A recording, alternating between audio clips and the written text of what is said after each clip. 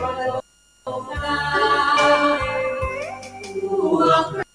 เราชาวพุทธมามกะขอเชิญคุณพระปกปัก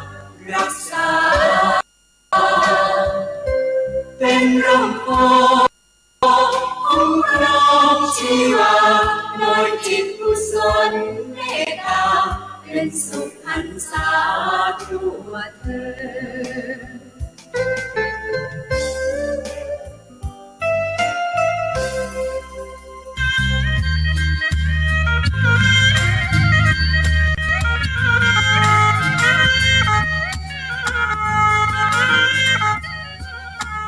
ต่อจากนี้ไปขอเชิญต่อจากนี้ไปรับฟังรายการสาระธรรมยามรายการแดงสาระธรรมยามดำเนินรายการโดยพระครูอภิวัฒนวิกรมวัดปากดังเจริญตำบลดอยหล่ออำเภอดอยหล่อจังหวัดเชียงใหม่เชิญรับฟัง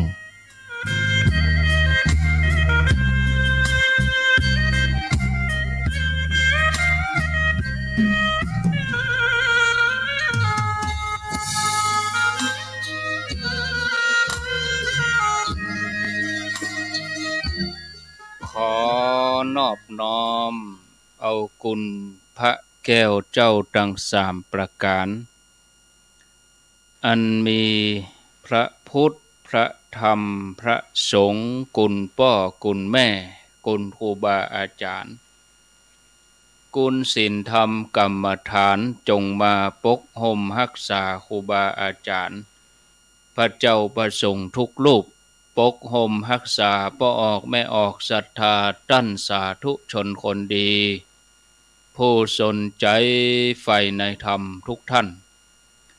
ขอถวายความเคารพแสดงความนับถือพระมหาเถระพระเถรานุเถระเจ้าคณะพระสังฆาธิการครูบาอาจารย์เจ้าที่เปิดวิทยุฟังอยู่ที่วัดที่ว่าเวลานี้พร้อมกันนี้ขอถวายความเคารพแสดงความนับถือท่านพระครูสุเมธธรรมเสวีเจ้าวาดวัดม่อนฤาษีผู้ร่วมสนทนาธรรมประจำวันนี้ด้วยความเคารพอย่างสูงครับเจริญพรศรัทธาญาติโยมท่านสาธุชนทุกคนทุกท่านมาปะกันแล้วมาปะกันในรายการสาระธรรมยามแลงรายการสาระธรรมยามแลงมาปะกันวันนี้เป็นวันพุธที่4เดือนมกราคมพุทธศักราช2566วันนี้เป็นวันเดือน4เหนือขึ้น13ค่ำเดือน4เหนือคล่ำว่าเป็นวันพุธต้นปีต้นเดือนแล้วก็เป็นสัปดาห์แรกของเดือนมกราคม2566ก่อนอื่นนั้นก็ขอสวัสดีปีใหม่กับบรรดาพี่น้องศรัทธาญาติโยมท่านผู้ฟังทั้งหลายด้วยรายการสาระธรรมยามแลงดำเนินรายการโดยอาตมาภาพพระครูอภิวัฒนวิกรมวัดปากดังเจริญตำบลดอยหล่ออำเภอดอยหล่อจังหวัดเชียงใหม่เป็นผู้รับผิดชอบดำเนินรายการมาพบกับญาติโยมร่วมกับท่านพระครูสุเมธธรรมเสวีเจ้าวาดวัดม่อนฤาษีเป็นประจำทุกวันพุธสัปดาห์ละ1วันเดือนละ4วันเดือนหนึ่งก็มี4สัปดาห์ศรัทธาญาติโยมก็ติดตามรับฟังกันห่างหายกันไปเมินญาติโยมประมาณเดือนปลายเนาะตั้งแต่ก่อนงานปริวาสต้นเดือนธันวามาจนถึงช่วงงานปริวาสแล้วก็มาถึงต้นปีพุธนี้เป็นพุธแรกก็ถือว่าขึ้นต้นปีใหม่เริ่มต้นรายการใหม่ญาติโยมท่านทั้งหลายห่างหายกันไปเมินเป็นเทปเก่าพ่อง นิมนต์พระคุณเจ้ารูปอื่นเปิ้นจัดแดนพ่องโดยภารกิจต่างๆที่ท่านพระครูสุเมธธรรมเสวีแล้วก็อาตมาภาพบัสะดวกที่จะมาจัดรายการให้ญาติโยมได้ฟังวันนี้ก็มาปาญาติโยมเหมือนเดิม2 ชั่วโมงตั้งแต่นี้เป็นต้นไปอยู่ด้วยกันบ่าย3 ถึง 5 โมงแรงเพื่อเป็นการบ่ให้เสียเวลาก็ขอกราบนิมนต์ท่านพระครูสุเมธธรรมเสวีได้ได้จ้าพบปะกับศรัทธาญาติโยมเสียก่อนเสร็จเรียบร้อยชั่วโมงต่อไปในช่วงต่อไปก็มามาจ่ามาสนทนากันขอนิมนต์ครับกราบนิมนต์ครับกราบคารวะครูบาอาจารย์ทุกๆรูปขอสวัสดีท่านอาจารย์ท่านพระครูอภิวัฒนวิกรมเจ้าของรายการสารธรรมยามแรงเจริญปอนคณะศรัทธาท่านผู้ชมท่านผู้ฟังท่านผู้ชมทาง Facebook ทาง YouTube แล้วก็ฟังย้อนหลังท่านผู้ฟังทางวิทยุหลายๆสถานีที่ท่านอาจารย์พระครูอภิวัฒนวิกรมเจ้าของรายการผอ.สถานีคลื่นสีขาวได้เชื่อมต่อสัญญาณกันไปวันนี้ถือว่ามาสวัสดีปีใหม่กันก็ได้เนาะลาไปสักวัน2 วันถ้าละอ่อนนี่นะพอถึงวันปีใหม่พศเริ่มใหม่อายุนักขึ้นไปปีโอ้ดีใจกันใหญ่มาทั้งปีกองวันกองคืนคือใหญ่ใครใหญ่โว้ยละเอกละอ่อนนักคนเท่านะพอถึงปีใหม่โอ้อายุพัดใจลึกๆมันอายุเขาเพิ่มมาปีแก่มาทำปีเท่ามาแถมปีหนึ่งสร้างขานร่างกายมันก็โทรมไปแถมปีหนึ่งแต่ทั้งนี้ทั้งนั้นเหมือนกับเขารอดพ้นจาก2565มาได้เนาะทั้งโรคภัยไข้เจ็บอย่างเบียดเบียนก็มีทั้งภัยทุกอย่างเนี่ยถ้าครูบาอาจารย์ประสวดมนต์กับภัย10 อย่างขึ้นแต่ดาราชัดโตว่าโจรอโตว่าเหมือนภัยอย่างต่างๆเขารอดพ้นมาได้มาอยู่ดีมีสุขเริ่มต้นปีใหม่กันขอสมายกกรรมในหลวงของพวกเราทั้งหลายสมัยรัชกาลที่ 9มันบอกว่าถ้าจะเริ่มต้นอย่างมันกับกลัดกระดุมเม็ดแรกคือถูกต่อไปเม็ดต่อไปพระเจ้าแผ่นดินเราเป็นเทียบง่ายๆแต่มันความหมายลึกซึ้งกลัดเม็ดต่อไปก็จะถูกหมดอ่ะมันถ้ากลัดเม็ดแรกมันบ่ถูกเม็ดต่อไปถึงไม่มีกลัดไปถูกหูหมดจังแต่มันบ่ถูกมันลายเล่เวลามันเม็ดกลัดเม็ดแรกมันบ่ถูกมันก็ส่งท้ายปีเก่าเขาทำอย่างดีๆมาส่งท้าย2565เริ่มต้นที่ดีของปีใหม่อันอย่างต่อไปมันก็ดีๆอันเป็นมังคละเป็นมงคลสิ่งที่ดีๆงามๆก็จะไหลมาอันอย่างพ่องที่เป็นสิ่งที่ดีๆงามๆเขาบ้านเขาว่าเป็นมังคละเป็นมงคลเนี่ยก็ได้เป็นสิ่งที่ดีงามๆเป็นสิ่งที่น่าชื่นชมยินดีเป็นมังคละกับตัวของเขาเองทั้งครอบครัวคุ้มครองไปถึงหมู่บ้านจังหวัดอำเภอประเทศถ้าเราได้ประพฤติปฏิบัติธรรมอย่าคุ้มครองทั้งบ้านทั้งเมืองทั้งครอบครัวทั้งลูกทั้งหลานทั้งตัวพวกเราทั้งหลายตัวก็เริ่มต้นจากสิ่งที่ดีๆงามๆในวันปีใหม่แต่ตอนส่งท้ายเนี่ยก็ที่บัดได้ออกมาที่บัดได้มาออกวิทยุเลยเนาะละขันมาหลายพุทธเหมือนกันต่างวัดก็มีกิจกรรมหลายอย่างแล้วก็ไปจ่วยบ้านใต้บ้านเหนือพ่อตั้งแต่ออกภาษามางานกฐินวัดใต้บ้านเหนือท่านอาจารย์ท่านพระครูอภิวัฒนวิกรมผอ.ก็จวนไปตอดกฐินวัดใต้วัดเหนือไปถึงบนดอยป่ะที่ไปแจกของแจกอย่างพ่องเพื่อนสหธรรมิกครูบาอาจารย์ทั้งหลายคนหนึ่งก็จัดกิจกรรมอย่างหนึ่งตัวหนึ่งก็จัดกิจกรรมอย่างหนึ่งก็ประช่วยกัน จนถึงวันทอดกฐินวัดตัวเก่าก็มีกฐินรวมตัวแถมหลังจากนั้นก็มาเกี่ยมงานปฏิวาสเข้ากรรมตัวเจ้าพันนายก็มีเป็นร้อยๆออกกรรมวัดตัวเก่ามาช่วยงานท่านอาจารย์ท่านพระครูกัลยาณประโมทบางกี่วันนี่ก็เดี๋ยวก็จะไปวัดท่านอาจารย์แจ้งก็บ้านใต้บ้านเหนือกันนั้นเนาะจัดกิจกรรมไปช่วยกันเปิ้นช่วยเฮาช่วยเปิ้นเจริญสัมพันธ์น้ำไมตรีบ้านใต้บ้านเหนือกันก็เป็นบุญนั่นมันก็ส่งท้ายปีเก่าด้วยบุญ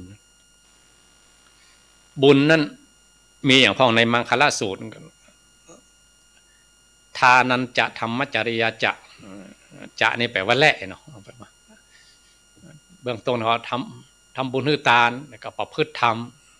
ถ้าคนไหนได้ทำสองอย่างนี้เอตัมมังคลมุตตัมมังเป็นมังคละเป็นมงคลอันสูงสุดเขาจะได้ยินสองกรรมนี้ตอนใด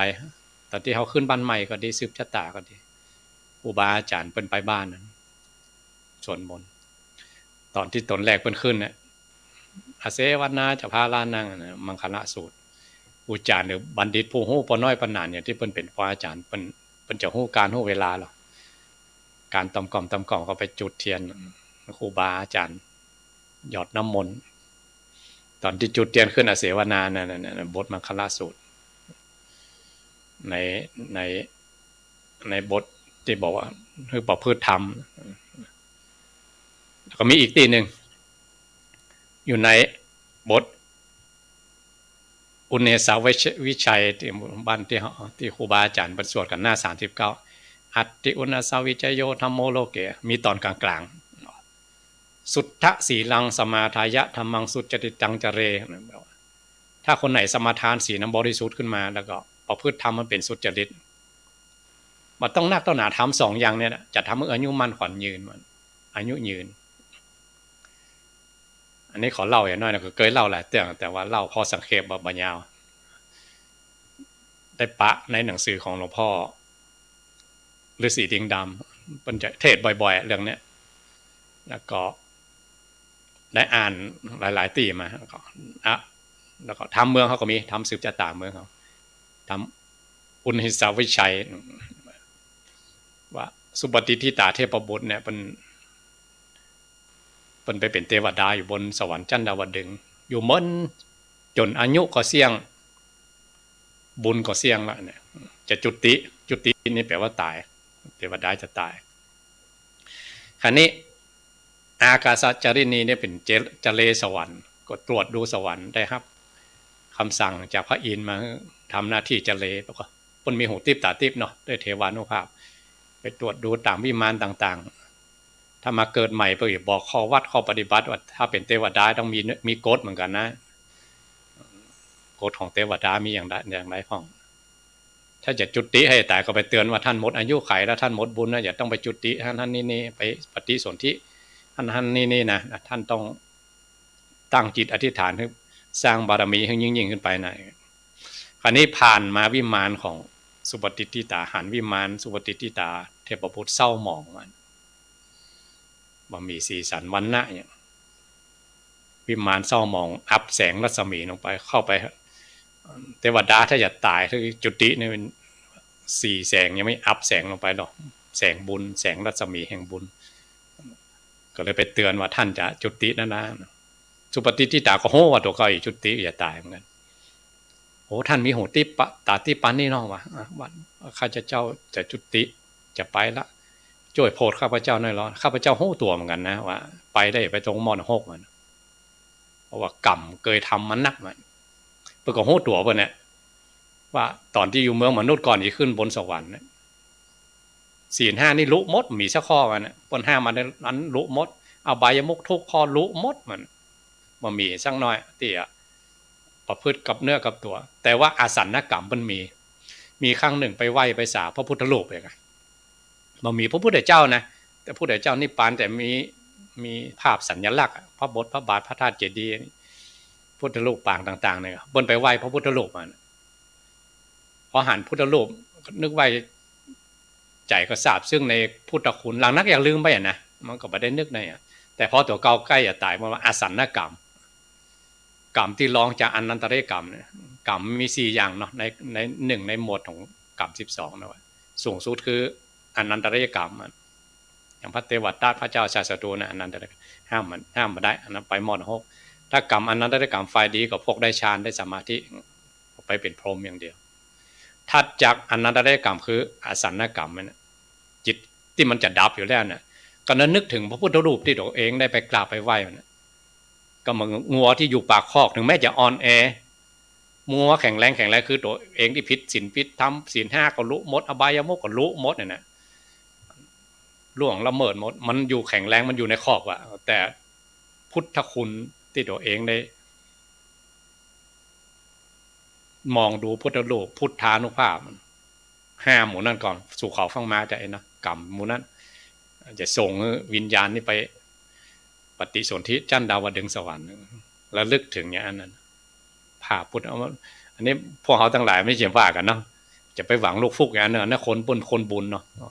กรรมดีมาเตือนจับภาพพระพุทธรูปได้นึกถึงตัวเองได้พอพุทธรูปใจสื่อถึงพุทธเจ้าเอาพุทธเจ้าเป็นที่จังที่เปิงที่ระลึกไปปฏิสนธิอยู่บนสวรรค์เจ้าเนาะนานจนเสี่ยงอายุไขตัวเก่าหมดบุญกุศลอย่างเสี่ยงหมดนะตายได้ลงมรณะแน่นอนเนี่ยตัวเก่าก็โหสุปฏิทิตาทุเทพบุตรอากาศจารินีเทพบุตรที่เป็นเจ้าได้สวรรค์ก็โหกันนี้ก็จวนกันไปละขออัน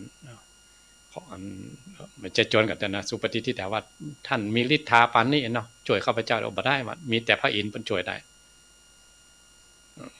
อากาศสัจจรีก็จวนไปเด็กเส้นเหมือนกันเนาะเพราะก็มีเส้นไปพระอินทร์นี่เป็นกษัตริย์สวรรค์เราไม่ใช่เข้าหาง่ายๆต้องมีแต่รับอนุญาตจะเลสวรรค์ก็ปาไปเฝ้าพระอินทร์โอ้เพิ่นก็ช่วยมาได้เหมือนกันเพิ่นมีฤทธิ์ปานนั้นวันนี้พระองค์กำลังเทศโปรดพุทธมารดากับเทวดาทั้งหลายหมื่นโลกกระทาแสนโกฏจักรวาลมาเฝ้าพระองค์ที่ศาลาสุธรรมาไปจะปาไปเฝ้าพระองค์หลังนั้นก็ในภาษาพระสูตรเนาะบอกว่าเล่าย้อนหลังว่าข้าพเจ้าได้ประพฤติผิดศีลที่ทำมาอย่างนั้นได้มาเกิดเนี่ยจะตายถ้ามันก็รายงานให้พระองค์ก็มอบพระคาถานี่คือคาถาที่ต่ออายุพอได้ยินคาถานี้ตอนนั้นโดยพุทธานุภาพธรรมานุภาพสังขานุภาพทำให้สุปฏิทิตาเทพบุตรที่จะตายที่จุติกายที่แบบฟื้นขึ้นมาใหม่อายุยืนยาวไปอีก1 พุทธันดรพอถึงพระพุทธเจ้าองค์หน้าได้เป็นตนละหันตาตัวหนึ่งเรียกว่าเอหิภิกขุอุปสัมปทาต่อหน้าพระพุทธเจ้าโดยพระคาถาบทนี้ไม่ใช่ว่าได้ฟังอย่างเดียวแล้วอย่างนี้ต้องประพฤติขึ้นมาโดยนะประพฤติว่าเปิ้นได้สมาทานศีลบริสุทธิ์เนี่ยแล้วประพฤติทำมันเป็นสุจริตธรรมของเทวดานะหิริโอตตปะจะสมาทานศีลขอประพฤติอยู่ในศีลในธรรมของพระองค์ก็ด้วยอนุภาพธรรมของพระองค์บทนี้โดยถ้าตัวเองก็จะประพฤติปฏิบัติอายุยืนยาวไปอีก1 พุทธันดรนี่จะตายแล้วน่ะอันคนโบราณเนี่ยเวลาเปิ้นฮื้อศีลฮื้อปอนปีใหม่อย่างกันศีลฮื้อปอนคนไข้กันหรือศีลฮื้อปอนคนที่กินแขกแต่งงานกันขึ้นบ้านใหม่สืบชะตากันเปิ้นใจบทนี้ครูบาอาจารย์เปิ้นสอนไหมอันเนาะว่าบอกคนดีขาดปอนบทนี้ถึงแม้เฮาฟังบ่ฮู้เรื่องฟังบ่ฮู้ความหมายแต่ว่าอาศัยธรรมานุภาพของพระองค์ที่พระองค์ได้บอกได้กล่าวกับเทวดาทั้งหลายที่มาเฝ้าทำให้อายุยืนขึ้นอันนี้เหมือนกันพวกเขาทั้งหลายเนาะถ้าเขาได้สวดเองก็ดีมันต้องให้ครูบาอาจารย์ได้มาสวดเถอะเขาสวดเองตั้งนะโมอย่างสวดอิติปิโสพระหงส์เนี่ยบทนี้ควรจะเป็น1ในนั้นถ้ายิ่งเขาสวดยังปอดเอามาเป็นข้อประพฤติปฏิบัติเองสมาทานศีลบริสุทธิ์คือกับตัวเก่าประพฤติธรรมมันเป็นสุจริตด้วยกายด้วยวาจาด้วยใจจะอายุมั่นขวัญยืนถ้าโอ้ง่ายๆตามบ้านเขาก็คือบ่ตายโหงนั่นแหละถ้าบ่เสี่ยงอายุไขก็บ่ไปเตื้ออีกอะบุญจะรักษาผมขนได้ฟันหนังได้เองกระดูกอาการ32ธาตุ4ที่ก็กลุ่มลุ่มล้าเขาอยู่ด้วยกันปกติสุขบรรลุได้เองบ่แปรปรวนอย่างนักแล้วไปเจ็บไข้ได้ป่วยนักก็เจ็บไข้ได้ป่วยน้อยเจ็บไข้ได้ป่วยน้อยก็ไป ปันหอมปันหายแต่ถ้ามันรู้ว่ามันก็เอาไหวได้มันก็มีคนก็เสี่ยงอายุไขกันหรอเสี่ยงอายุไขก็ไปอย่างพวกเขาทั้งหลายเนี่ยเขาหลอดชีวิตจากปี2565มาถึงเนี่ยนี่เขาก็อาศัยธรรมของพระองค์บนเนี่ยเป็นมังคละเป็นมงคลกลัดกระดุมเบ็ดแรกที่ในหลวงบอกหมู่นักโล่นเหมือนกันนะหมู่นักโล่นไก่หมู่นักโล่นมันไม่ใช่นักโล่นกันหมู่ที่กระโดดไก่ก็กระโดดสูงเขาไม่ใช่จู่ๆกระโดดขึ้นมันจะเขาต้องถอยหลังกันหรอถอยหลังส่งโดดเก้าขึ้นไปอย่างเงี้ยนี่เขาส่งสิ่งที่ดีงามๆจาก2565มันเนาะเขาส่งปุ๊บเนาะกับนี้ก็นับหนึ่งใหม่เลยนับหนึ่งใหม่ด้วยธรรมบทใดสุทธสีลังสมาทายะธรรมังสุจจิลังจเร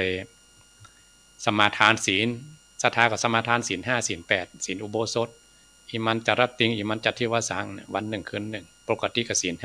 5ลุไปพ่องกระดำกระดังไปพ่องก็ไปเป็นยังสมาทานตั้งใจสมาทานใหม่ถ้ายิ่งได้ประพฤติธรรมมันเป็นสุจริตทำกุศลกรรมบท10พ่องหรือวันดีคืนดีถ้ามีโอกาสเนี่ยไปเข้าคอร์สถึงกับขั้นตานศีลภาวนาคือครบบุญจะรักษาอายุมั่นขวัญยืนหิมากล้าขึ้นบางคนไปเชื่อว่าตัวเก่าเขาขยันให้ยังเขาสติปัญญาดีอย่างทรัพย์เขาต้องหาได้เยอะแยะไปในสถานในคนที่เชื่ออย่างเนี้ยทำมอกุ้มกินนั่นจักหน้าไปถึงหลังเต้าตายมันที่ประมากล้าไปขึ้นบางทีก็มีห้อมเสี่ยงเนี่ยได้มาเสี่ยงตั้งเจ็บใครได้ป่วยเสี่ยงไปตั้งอบายมุกเนี่ยมันหอมหนึ่งก็หอมหนึ่งมันพูดจากที่เสี่ยงได้ทรัพย์สมบัติเหมือนใส่องค์หลวงองค์ก้นหัวมันถึงหู้หอมเสี่ยงมันมีบุญรักษาบางทีประวัติมันเงินห้อนเก็บใบบ่อยู่เก็บตังค์มาอยู่เก็บทรัพย์มาอยู่แต่ถ้าได้มาโดยสุจริตประพฤติธรรมมันเป็นสุจริตเป็นเงินจุ่มเงินเย็นหิมากล้าขึ้นอันเก่าก็เสี่ยงน้อยอันใหม่ก็หิมาปอกขึ้นมาติ๊กๆมั่งมีสีสุขสืบไปถึงเจนรุ่นเจนหลานนู่นนะลูกหลานจะไปห้ามไปเฮียนกันลูกหลานจะทำมาหากินก็เจริญรุ่งเรืองบุญของคนเฒ่าคนแก่ปกป้องคุ้มครองรักษาลูกหลานไปหน่อยนี่โอวาทท่านเดียวฟานโอวาท4ท่านบอกไว้นะไม่ใช่ว่าเอาเองนะคุ้มพ่อแม่ปู่ย่าตายายประพฤติธรรมมันเป็นสุจริตเนี่ยจะปกป้องคุ้มครองลูกหลานไปถึง10ชั่วตระกูลมันแต่ก่อนมีคนเฒ่าคนหนึ่งไปออกชื่อนะเปิ้นนะเปิ้นมีสร้อยบอกว่าลายเห็นมั้ยเปิ้นซับลายเต็มตัวเปิ้นมีแถวจ้างแล้วเปิ้นกล้ายาดำคือยาฝิ่นนั่นแหละใช่ผมนั้นมันมียาม่ายาบ้านะเป็นเจ้าของกาดด้วยมันล่ำรวยหิมากล้าขึ้นปุ๊บปั๊บปุ๊บปั๊บอยู่ชั่วเปิ้นตระกูลเดียวนั่นหลังเฒ่ามาก็ทรัพย์สมบัติเสี่ยงหมดแล้วมาอยู่วัดก็เล่าให้อาตมาฟังเนาะตัวต่อไปให้ไปเตะให้ฟังยกตัวอย่างพวกอ้ยเนี่ยมันเงินได้หมอดก็เป็นโปรเลี้ยงใหญ่เลยแหละมันมีเถียวจ้างครับเดียวก็เจ้าของรถทักวันนั้นเนาะเจ้าของรถขนส่ง10ล้อวันนึงก็เทียบจ้างสมัยโบราณงัวล้อเนี่ยก็เทียบกับรถขนส่งเนี่ยถ้ามีจ้างเนี่ยมันขนส่งระดับรถทักรถ10ล้อใหญ่ๆป่ะเป็นพอแล้วอยู่ชั่วแต่เก่าชั่วชีวิตยังมาตันตายได้เนาะเดี๋ยวนี้เพิ่นตายไปแล้วทรัพย์สมบัติก็เสี่ยงหมดเงินรักษามาได้มันหู้หอมเสี่ยงไปมันจะไปกล้าไปขายไปต่อทุนที่ไหนมันก็เจ๊งมาหมดกลิ่นตื่นดอกเขาเป็นบุญมารักษาแต่ถ้าพ่อแม่ปู่ย่าตายายประพฤติธรรมมันเป็นสุจริตเป็นคนอยู่ในศีลในธรรมเงินจุ่มเงินเย็นอยู่ไปสืบไปถึงลูกถึงหลาน10ชั่วตระกูลมันพอเขาตั้งหลายเนาะปีใหม่เริ่มต้นปีใหม่นับมาอย่างที่ดีกลัดกระดุมเม็ดแรกสิ่งที่ดีเทียงงามก็ว่าหาเฮาขออนุโมทนาบุญกับพ่อเฮาทั้งหลายไว้เพียงแค่นี้เนาะต่อไปก็ขอนิมนต์ท่านอาจารย์ท่านพระครูอภิวัฒนวิกรมเจ้าของรายการว่าวันนี้ให้อูจาอย่างการนิมนต์ครับขอกราบขอบพระคุณครับท่านพระครูสุเมธธรรมเสวีได้อูได้จาคือธรรมะกับศรัทธาญาติโยมก็ยังอยู่ในช่วงของเทศกาลขึ้นต้นปีใหม่เนาะเอาก็จังไปทำบุญใส่บาตรบางที่บางแห่งเปิ้นก็มีการสืบจัตตานี่ เปิ้นก็มีตำนานของเปิ้นเหมือนกันอายุวัฒนะกุมารนี่ก็ใครฮื้ออาจารย์ท่านพระครูสมเด็จได้ได้เล่าสืบต่อแต่กี้เรื่องของเทวดาสุปฏิทิตามีในบทสวดมนต์เนาะเวลาเขาจะทำบุญขึ้นบันใหม่สืบชะตาอย่างเงี้ยอันที่เป็นมงคลน่ะก็จะใช้บทสวดตัวนี้แล้วแถมมานึ่งกับที่ว่าน่ะใหญ่ๆถึงต้องสืบชะตาเนี่ยครับมีที่มาที่ไปก็นี่เนาะครับผมขอนิมนต์ครับนี่เรื่องของอายุวัฒนะกุมารเนี่ยครับเปิ้นเป็นสัตว์ที่วิหารเลขของท่านมหาสารีบุตรเนาะสัตว์ที่มหาเลขคือสามเณรที่บวชโดยพระอุปชาเอกครับถ้าอันเตวาสิกนี่เป็นลูกศิษย์อาจารย์มาอยู่มาอาศัยมาอาศัยแต่ถ้าสัตว์ที่วิหารเลขนี่บวชหลวงปู่บวชเนี่ยแล้วพระมหาสารีบุตรนี่เปิ้นมีหูทิพย์ตาทิพย์อ่ะครับเปิ้นก็เล็งญาณของเปิ้นโอ้เนรอายุสั้นจ้ะเพราะว่าเปิ้นแน่นอนญาณของเปิ้นแน่นอนจะตายแล้วเนรจะตายแล้วนะครับเนรปิกบ้านไปลาพ่อลาแม่ไปตายบ้านปุ่นน่ะพระสารีบุตรก็ตายบ้านนะไปนิพพานที่บ้านเหมือนกันนะครับพระโมคคัลลาก็ไปตายที่บ้านเหมือนกันครับผมโดนบุบตายแล้วก็ไปลาพระพุทธเจ้าก็ไปที่กาลสีลานะทำกาลสีลาครับก็ปีกไปที่บ้านเกิดเหมือนกันพระที่เมืองอะไรอย่างก็นารันทาน่ะคนเป็นสถูปนั่นเพราะสถูปอาหารแวดนะสถูปหลวงอยู่กลางท่านสถูปพระสารีบุตรนะครับแล้วลูกศิษย์อรหันต์ตา500เขาแวดให้กันเพิ่นทำครับนี่ปานโดยอาจารย์เพิ่นน่ะครับอันนี้สามเณรเหมือนกันเพิ่นมีหูทิพย์แต่ที่ว่าเน้นจะเสี่ยงอายุละปีกบ้านครับถ้าเน้นไปว่าไปหันป่าที่มันตกคลักแปลว่ามันเป็นขี้เปอะแล้วก็มันคูนขี้เปอะมันคูนน่ะน้ำมันแห้งครับไหนๆก็อย่าตายป่านี่มันตกคลักในบ้านเฮามันเป็นอย่างฮะไปขี้เปอะฮะครับดิ้นกันยุ่นๆยันๆฮะครับแล้วก็ช่วยป่ามันอ่ะครับว่าช่วยนั่นๆก็อย่าตายละช่วยชีวิตเขาก็ไม่ได้ขึ้นอย่างอื่นนะมันครับเข้าไปถึงบ้านอันนี้ก็ปตายสกรรมรอจนครับปนเวลาปนก็ตนอุปชาเขาเป็นมือหนึ่งของพระพุทธองค์เปิ้นอย่างเปิ้นญาณเปิ้นอย่างบอกพิพาทแม่นนะก็แม่นก็มันถูกต้องละตอนนี้มาบอกอาจารย์ก็แปลกใจว่าเหย่ำตายปฏิสัมพิทายานอภิญญาญาณของอาจารย์แม่นอนาคตังสยังนี่อย่ามาพลาดเลยครับเพราะอย่างพระองค์ว่าปัจจัยสัพพัญญุตญาณสำหรับตัวละหันตาบ่มีแต่พระองค์ว่าบางทีกรรมเหตุปัจจโยเนี่ยครับมันเปลี่ยนพอไปสร้างเหตุที่เปลี่ยนไว้ครับเนนไปสร้างเหตุที่เปลี่ยน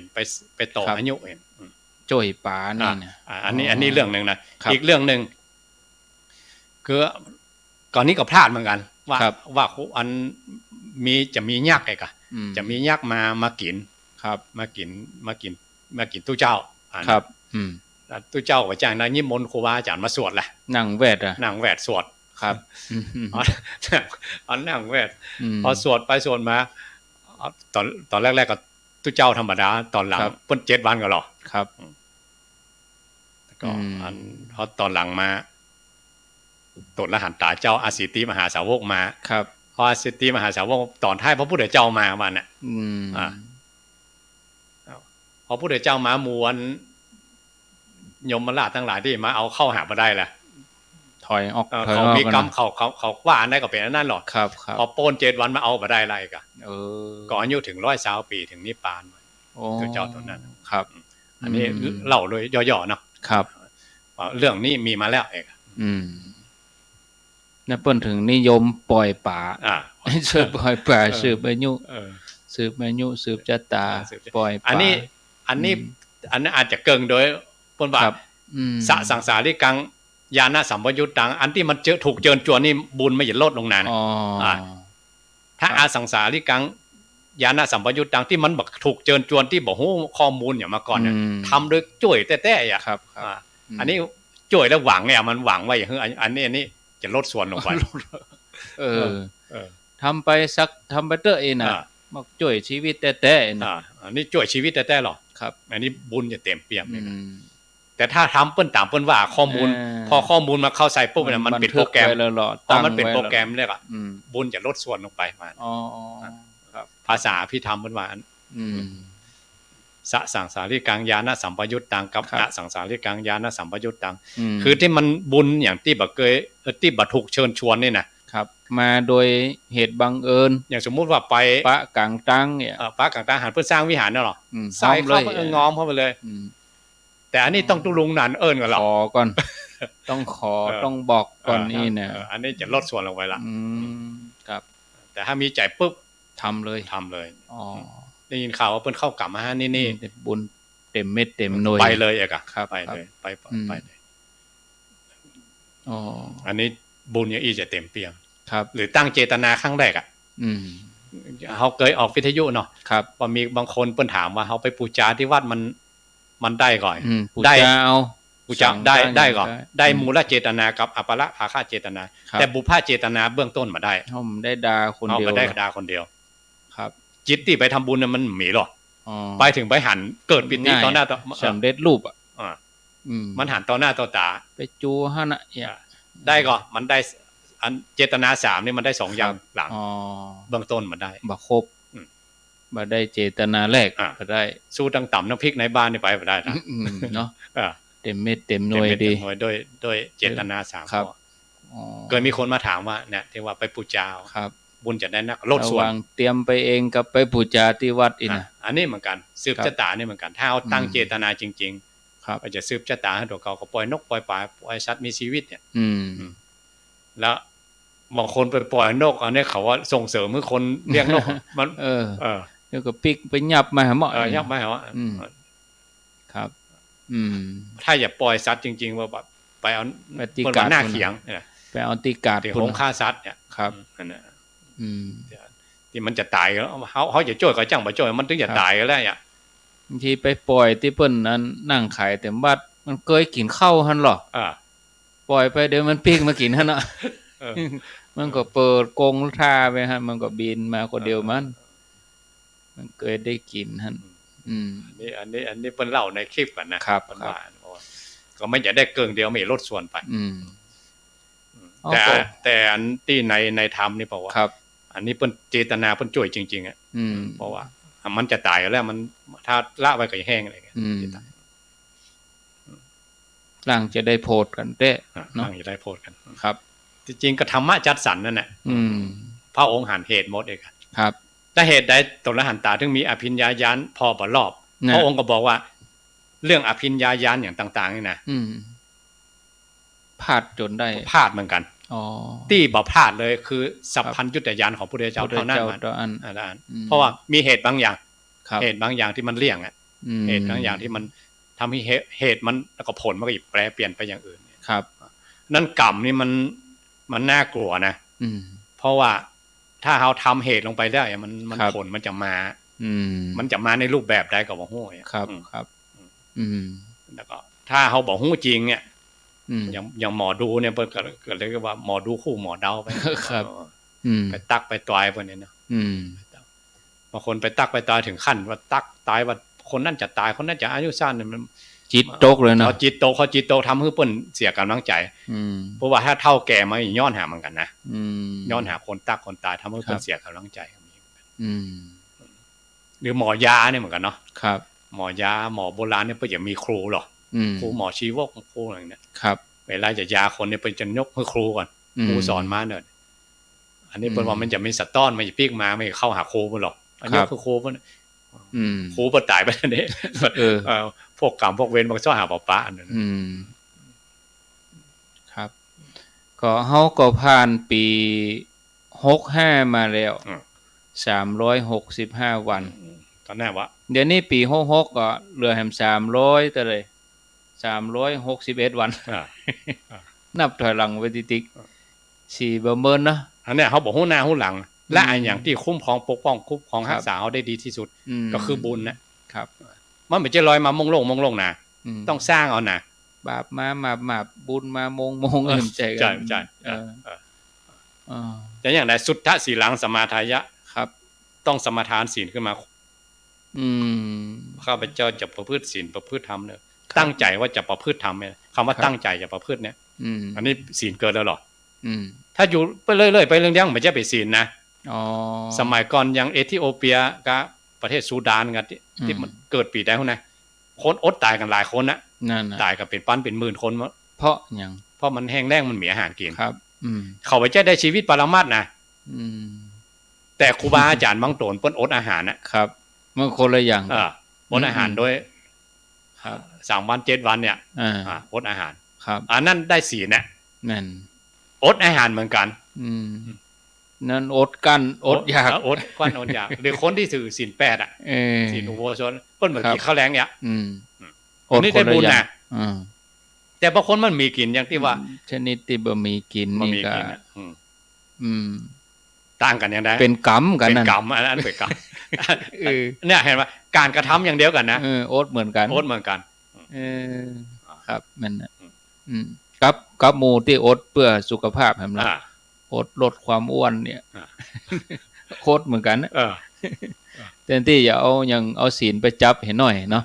อันนี้สมัยก่อนนักการเมืองคนหนึ่งครับไปแล้วเพิ่นเล่าฟังนะเพิ่นไปประเทศสิงคโปร์แล้วก็ไปปะคนหนึ่งเขาเป็นนักการเมืองถึง2เนาะครับเพิ่นมีเตียงกู้ไปประชุมกันแล้วก็บอกกันน้องเฮือนตรงเตียงกู้นะครับคนหนึ่งลุยไล่ลงเตียงมาเอาผ้าไปปูลุ่มไอ้คนนึงก็ลุยไล่ลงเตียงผ้าไปปูลุ่มกันถามว่าแล้วยังมันนอนฟูกที่นอนอย่างนี้ครับคนนึงก็หมอสร้างกันหมอมือนอนกระดูกมันเคลื่อนครับแต่ถ้านะผมทุกเจ้าสั่งมาถือศีลถือศีลนะเห็นไหมการกระทำเหมือนกันนะครับแต่ผลไม่ใช่อย่างกันคนนึงได้สุขภาพคนนึงได้บุญอ๋อน่ะเจตนานี่สำคัญเจตนาเพื่อจะรักษาศีลสำคัญว่าการกระทำอย่างนี้เฮาเพื่อรักษาศีลก็ครับตึงตานตัวนั้นก็เจตนาเนี่ยเนาะเฮาแบ่งเจตนาดีๆตึงตานตึงศีลให้อย่าตานตึงเด้ออย่าไปฟังกรรมใต้กรรมเหนือครับเพิ่นบอกเพิ่งมั่นคงบ่หวั่นไหวเองครับจะกินจะตานเด้อแบบต้องฟังกรรมใต้กรรมเหนือมุ่งทั้งศีลทั้งธรรมของพุทธเจ้าบนครับอ๋อก็โยมเขาก็ผ่านงานบุญงานกุศลต่อไปนี่หรอเขาจะตั้งใจเนี่ยอย่างต่อไปเขาส่งมาดีแล้วก็ส่งต่อไปอีกพระหูลีลิกตายะหรอครับมันทำเนื่องๆทำสม่ำเสมอคือมันลดไปนะไม่ใช่ว่าลดไปตามวันเหลือ360 360ลดลงความดีกับความตั้งใจอย่างก็ลดลงมันเพียรนี่มี4อย่างหรอครับมันละบาปคือบาปเกิดขึ้นนะแล้วก็บาปอันไหนที่มีแล้วก็ละเสี่ยงนะครับบาปอันไหนที่มีไปเครื่องมีอัน2นั่นนะคุณงามความดีอันไหนที่มันบ่เกิดก็คือเกิดแล้วคือรักษาเนี่ยตัวรักษาเนี่ยตัวรักษาเนี่ยครับตัวสม่ำเสมอนี่มันยิ่งกว่าตัวทำกันนะครับอย่างเขาว่าแช่มโลกหรือแช่มอย่างต่างๆเนี่ยได้แช่มมายากแล้วนะครับแต่รักษาแช่มมายิ่งยากกว่าโอ้โหแต่ก็ได้ที่1นี่ยังมันยากแล้วเนาะรักษาไว้นี่ซ้ำยากบ่ฮือเสียแซมเนี่ยอันนี้เหมือนกันเฮาทำมาดีแล้วแล้วให้ทำต่อเนื่องเองเนี่ยมันสม่ำเสมอบางทีมันหมดเฝ้าเหมือนกันนะบางทีมันเนี่ยบางทีมันมีใจที่ทำเนี่ยพอพวกมันมีใจขี้ขั้นก่อจังขยันก่อจังมีใจก่อจังมีสู้ซี่ทำไปครับมองเอาง่ายๆมองลูกเจ้านี่จ้ะลูกเจ้ามาไหว้พระสวดมนต์ในชิมหน้าหนาวเห็นมั้ยมันโฮบกับหลายอย่างไงหลายอย่างมันหนาวนะเพิ่นบ่ใจลูกกันเพิ่นบ่ใจลูกกันนะบึดก่อนย้ำก่อนนี่นะนั่นก็เดี๋ยวก่อนรอแจ้งแหมหน่อยที่จริงมันก็เวลาเก่านั่นนะข้ออ้างมันสารพัดทั้งนั้นว่าเข้าข้างด้วยนะครับนอนต่อแหมหน่อยเถอะทำมานักแล้วหรอขอเว้นให้วันนี่แล้วเนี่ยได้เอาอย่างมาตัดเอาอันนี้พาหุลีที่กตายะสู้ซี่ทำไปมีใจก็จ้างมีใจก็จ้างมันทำไปเรื่อยๆยานีกตายะเหมือนกับคนที่เปิดขับยานรถขับรถขับร้านเนี่ยมันอัตโนมัติมันไปแล้วหรอมือตีนเนี่ยมันไปมันเป็นอาจินไปเลยคือเป็นอาจินกรรมเพราะมันเกิดเหมือนว่าวันใดมันได้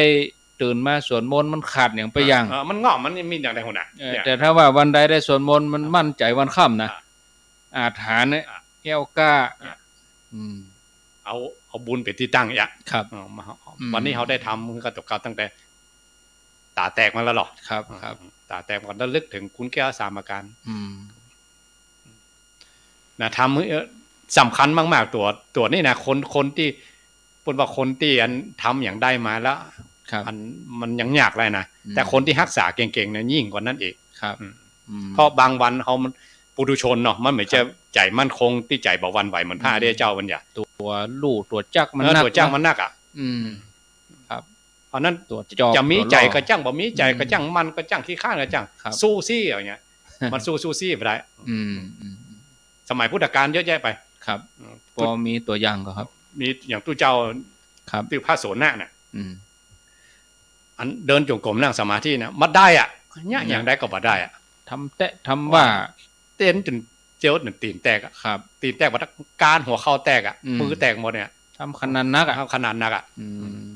เพราะเปิดมาย่างทำมาจนมาย่างอ่ะครับเอาในที่สุดก็ก้านความเพียรหมดตั้งใจอ่ะครับมันทำมาได้ทำมาได้ก็สู้ซี่ทำเลยเอาจนได้เองเอาจนได้ในที่สุดก็เป็นเหลือความเพียรเป็นได้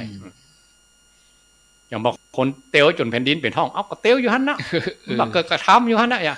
สู้ที่ทำอยู่ฮั่นเนี่ยอย่างน้อยเขาได้อย่างเขาได้เพราะเขาได้ทำแล้วเอกครับอย่างน้อยก็ได้ทำแล้วนึกถึงกรรมอาจารย์เบิ่มอาจารย์บดินทร์ครับเหมือนกันนะว่าไปอยู่ทางอีสานเนี่ยครับอาจารย์บดินทร์เป็นลูกศิษย์หลวงปู่กว้านเนาะคนไหนเปิ้นสังเกตลูกศิษย์ที่มาใหม่ประมาณเนาะครับเดี๋ยวหลวงปู่ถามมาเข้ามาไปบอกขอวัดนะว่าต้องมีทางเดินจงกรมเนอะปฏิบัติอย่างอันเองเนี่ยครับพอ3 วันหลวงปู่มาแล้วหรอกวดแล้วหรอพอถ้ามีห้อยเตียวนี่ไปแล้วถ้าบอกไปก็โดนด่าขนาดนักว่าต้องทำก็เป็นตู้เจ้าตรงเดียวมันมีดั้งเดินจงกรมไว้หลวงปู่เขานี่แน่นขนาดนะครับจะนั่งสมาธิบัดได้ต้องนั่งเดินก่อนเดินก่อนทุกครั้งครับเป็นเน้นเดินเวลาศีลธรรมอย่างเนาะสมาธิอย่างมันเวลาได้ตอนเดินเวลามันนั่งเนี่ยมันจะมั่นคงจะรักษาได้เหมือนโรคภัยไข้เจ็บก็บ่เบียดเบียนครับทนต่อการเดินทางไกลอาพาธเนี่ยก็บ่รบกวนอาหารก็ย่อยง่ายคุณของมันนักมาน่ะครับออกกำลังในตัวนะครับถ้าทุกเจ้าจะไปเข้าฟิตเนสมันก็ไปใจอ่ะเดินจงกรมเนี่ยก็น่าบวชมาตึงเตื้อมาหันห้อยสักหน่อยไปใจละไม่ใช่ยุ่งเลยปีนี้ก็ปื้มเหมือนกันนะครับมีหลายห้อมหลายห้อยก็ไปแอวหลังว่าเป็นเส้นโอ้ปื้มเจ้าตีเนาะครับปื้มเจ้าตีเปิ้นมาตั้งใจมาปฏิบัติแต่ครับอันเมื่อวันนี้มีกิจกรรมมันค่ำเนาะแสดงว่าคงเดินในคืนเดินจนเป็นห้องเดินจนห้องนี่เป็นฝุ่นเลยครับแล้วก็เดินหนักเมื่อวันนี้แทบจะมีจังหวะเนาะจังหวะเวลาเจ้าตั้งแต่ตี 3มาเนาะลุกกันมาแล้วอ่ะมาไหว้พระสวดมนต์จนถึง 6 โมงฉันข้าวต้มครับน้อยเดียวแล้วพักแค่น้อยเดียวก็มาฮื้อศีลฮื้อปอนศรัทธาครับหนาวกันนะมันกุมบาก็ถึง 9 โมง 10 โมงปิกไว้พักให้หน่อยเที่ยงมาเหมาะเที่ยงเกิงตีละครั้งมาแล้วพุ่น3 โมงแรง3 โมงแรงอาบน้ำอาบท่าสักกรรม5 โมง4 โมงเกิงตีละครั้งแล้วอ่ะพุ่นเลิกแม้4 ทุ่มว่ะครับวันนั้นต้องเดินมาคืนน่ะแต่แล้วคงจะเพียรหนักแล้วเขาเป็นเจ้าตีเนาะครับปลื้มขนาดไหนมันยากๆอ่ะครับขนาดครูบาอาจารย์เพิ่นอยู่กับวัดกวาเพิ่นยังมาละศรัทธาเหมือนกันถึงแม้เขาจะอย่างที่กำลาเนาะว่าเขาเจ้ามีภาระนักเนอะมีการมีงานมีภารกิจจะลาก็เนอะสัมมาอาชีวะก็อย่าไปละครับไม่ใช่ว่าเมาก็วัดกวาเดี๋ยวไปอย่างนะก็สัมมาอาชีวะก็ปัจจัยเครื่องอาศัยก็ต้องมีเอกอะครับแต่เมาก็การก็งานเมาก็ลูกก็หลานล่ำไปก็บัดใจทำละแยกอันนั้นเขาหาก็สมบัติในโลกเอกอะสมบัติไปหน้าเราให้หาเขาเป็นป้าเถยยังเขาครับต้องกระตุกใจก่อนตอนปีใหม่นะเนาะอย่าไปพม่านะครับเตือนจัดดีเนี่ยเนาะช่วงปีใหม่เนี่ยส่งท้ายปีเก่าปีเนี่ยอันนั้นท่านอาจารย์วัดหนองเขียดครับเอาคลิปมาลงหลานเพิ่นมันครับผมพามกันเดียวโอ้อันอ่อนอายุ10 ปลายไปได้ปีใหม่น่ะปีใหม่เนี่ยอ๋อก็หันโลกขึ้นมาเนาะหันโลกมาอายุ10 ปลายยังมาตันได้สร้างคุณงามความดีอย่างนักกับคนกับตัวได้อะเมาห่ำเมาเฮียนอ่อนเนาะ ก็ไปแล้วโดยอุบัติเหตุโอ้ครับอุบัติเหตุมันคำแปลเหตุเกิดขึ้นอย่างอุบัติกระทันหันเหตุอะไรอย่างบ่ฮู้เนี่ยเขาบ่ฮู้ก็หลายชีวิตเหรอเพิ่นสรุป200กว่าชีวิตบางคนมาปลอดภัยนะครับปิกไปอันบ่รอดบางคนมาบ่รอดแล้วบ่ได้ปิกแล้วครับบ่ถึงบ้านก็มีกลางตากลางตังบางคนก็ได้ปิกไปทำงานสักคำ200กว่าคนไง260กว่าคนบาดเจ็บเหรอครับบาดเจ็บนี่ยำบาดเนี่ยเสียแข้งเสียขาพิการไปยำบาดเนี่ยที่เสียชีวิตเนี่ย200กว่าเนี่ย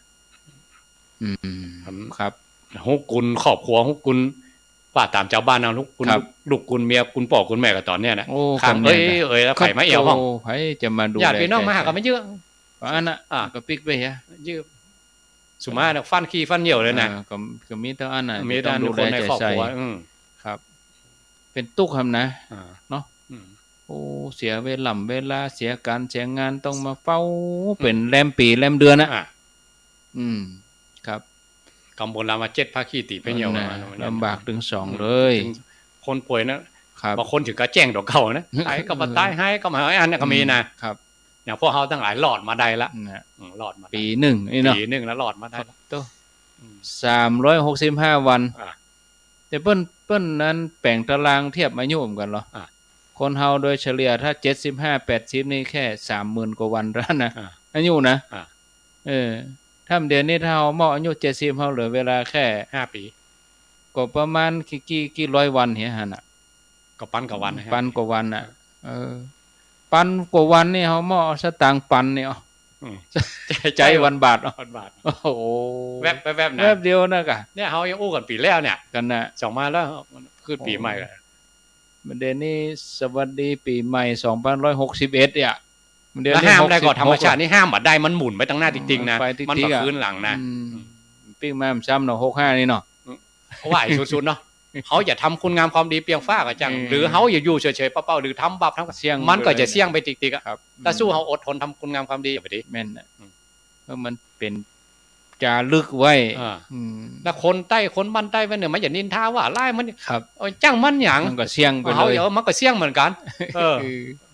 ไปพิสูจน์กันแต่ว่าบ่าวพิสูจน์ก่อนปรโลกไว้นะครับว่าแม่นน่ะเอาช่วงที่เฮาอยู่ทำมุ่นทำไปมุ่นพนำไปสู้ซี่ทำไปยิ่งคนอายุ60ขึ้นไปนะตั้งราชการหรือตั้งบริษัทห้างร้านเพิ่นบ่เอาแล้วนะเกษียณเลยใจงานมานักแล้วพักเสียได้พักถึงกายพักสปะหาบุญใส่ตัวเก่าได้ละครับตั้งการตั้งงานอย่างเมาหมกมุ่นอย่างนั้นมาเลยเนาะละผ่องได้ละสวะได้ละช่วงที่ทำงานส่งรุ่นไว้ก่อนทำแต่ทำว่าเนาะ60แล้วเปิ้นเฮือย่างเนาะเพิ่นเฮือย่างตัวเจ้านี่มันได้กะยิ่ง60ยิ่งใจติ๊กๆอ่ะบ่ได้พักแต่งานตัวเจ้านั้นมันไม่ใช่เพื่ออัตราตัวตนหรอกอันนั้นเผาเพื่อครอบครัวเพื่อลูกเพื่อหลานแต่ตัวเจ้ามันเพื่อสร้างบุญบารมีน่ะเพิ่นฮื้อภาคแน่สุมาเด้ออย่างหลวงปู่เฮาเนาะครับใจไปทอดกฐินเดือนเนี่ยไปถึงวัน2รอบครับสวดบ่จ้างก็ไปนั่งก็พอนี่หรือทุเจ้าตนเท่าเดี๋ยวแก้ครูบาบ่ต้องสวดละไปนั่งนักนั่งเป็นประธานพอใจโอ้มันยิ่งกว่าสวดอีกขอครูบาเจ้าไปเถอะนั่งบ่ได้ก็ครับงอนหามไว้เอ้าอุ้มก่อนไปครับโอ้แรงเท่าแรงใจเนาะแล้วเพื่อทำเพื่ออย่างครับเพื่อสงเคราะห์ไม่ใช่อย่างสุมาเด้อขอว่าไม่ใช่ว่าลาลับแล้วล่วงพระพุทธเจ้าเนาะครับพระองค์จะตายแล้วจะนิพพานยังเตศยังสอนอยู่นะพระอานนท์อยู่ห้ามนะสุภัททะอุทิวันไปฟังเข้าไปเด้อสุภัททะอันปริภาโชคหรอครับจะเขามุนเขาไปเรื่อยๆก็กวนจะถามดิที่จ่ายหยาบๆเพื่อนจะตายแท้ถ้าบาด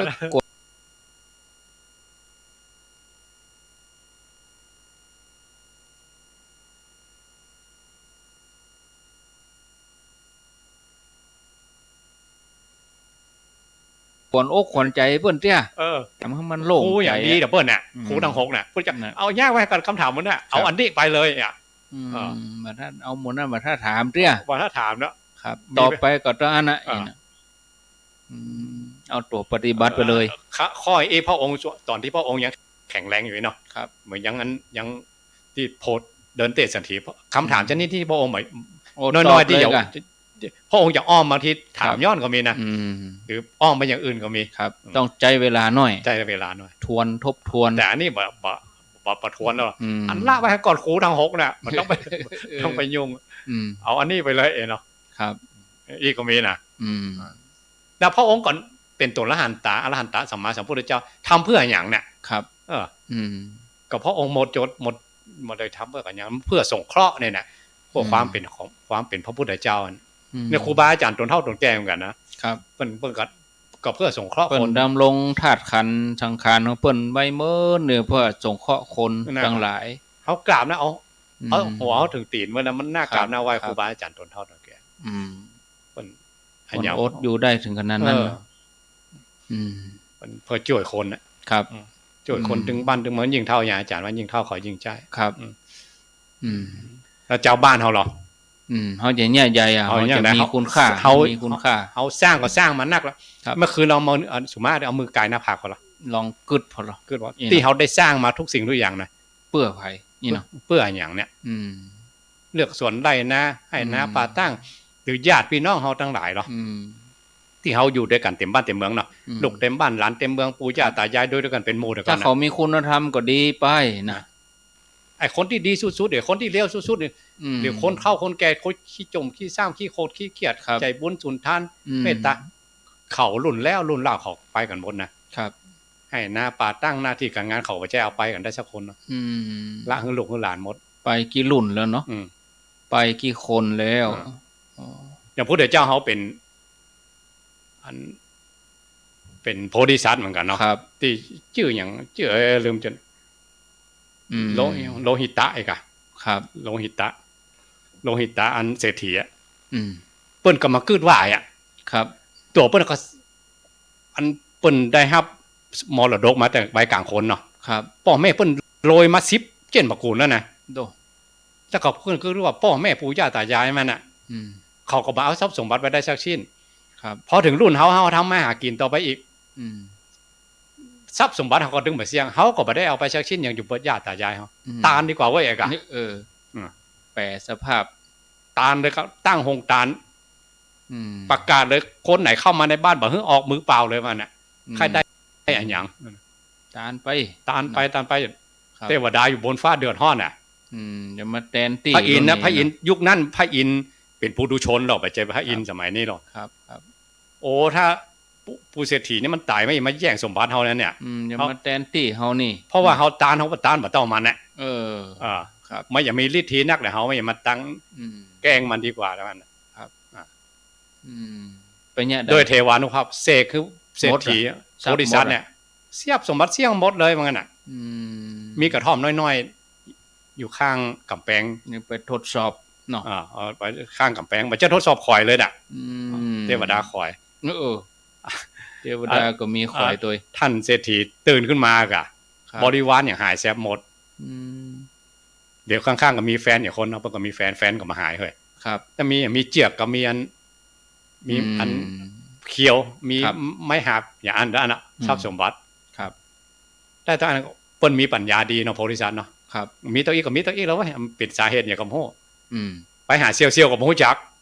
ไผ่กับโหโดยเทวานุภาพไปขอเกี่ยวหญ้ากับเพิ่น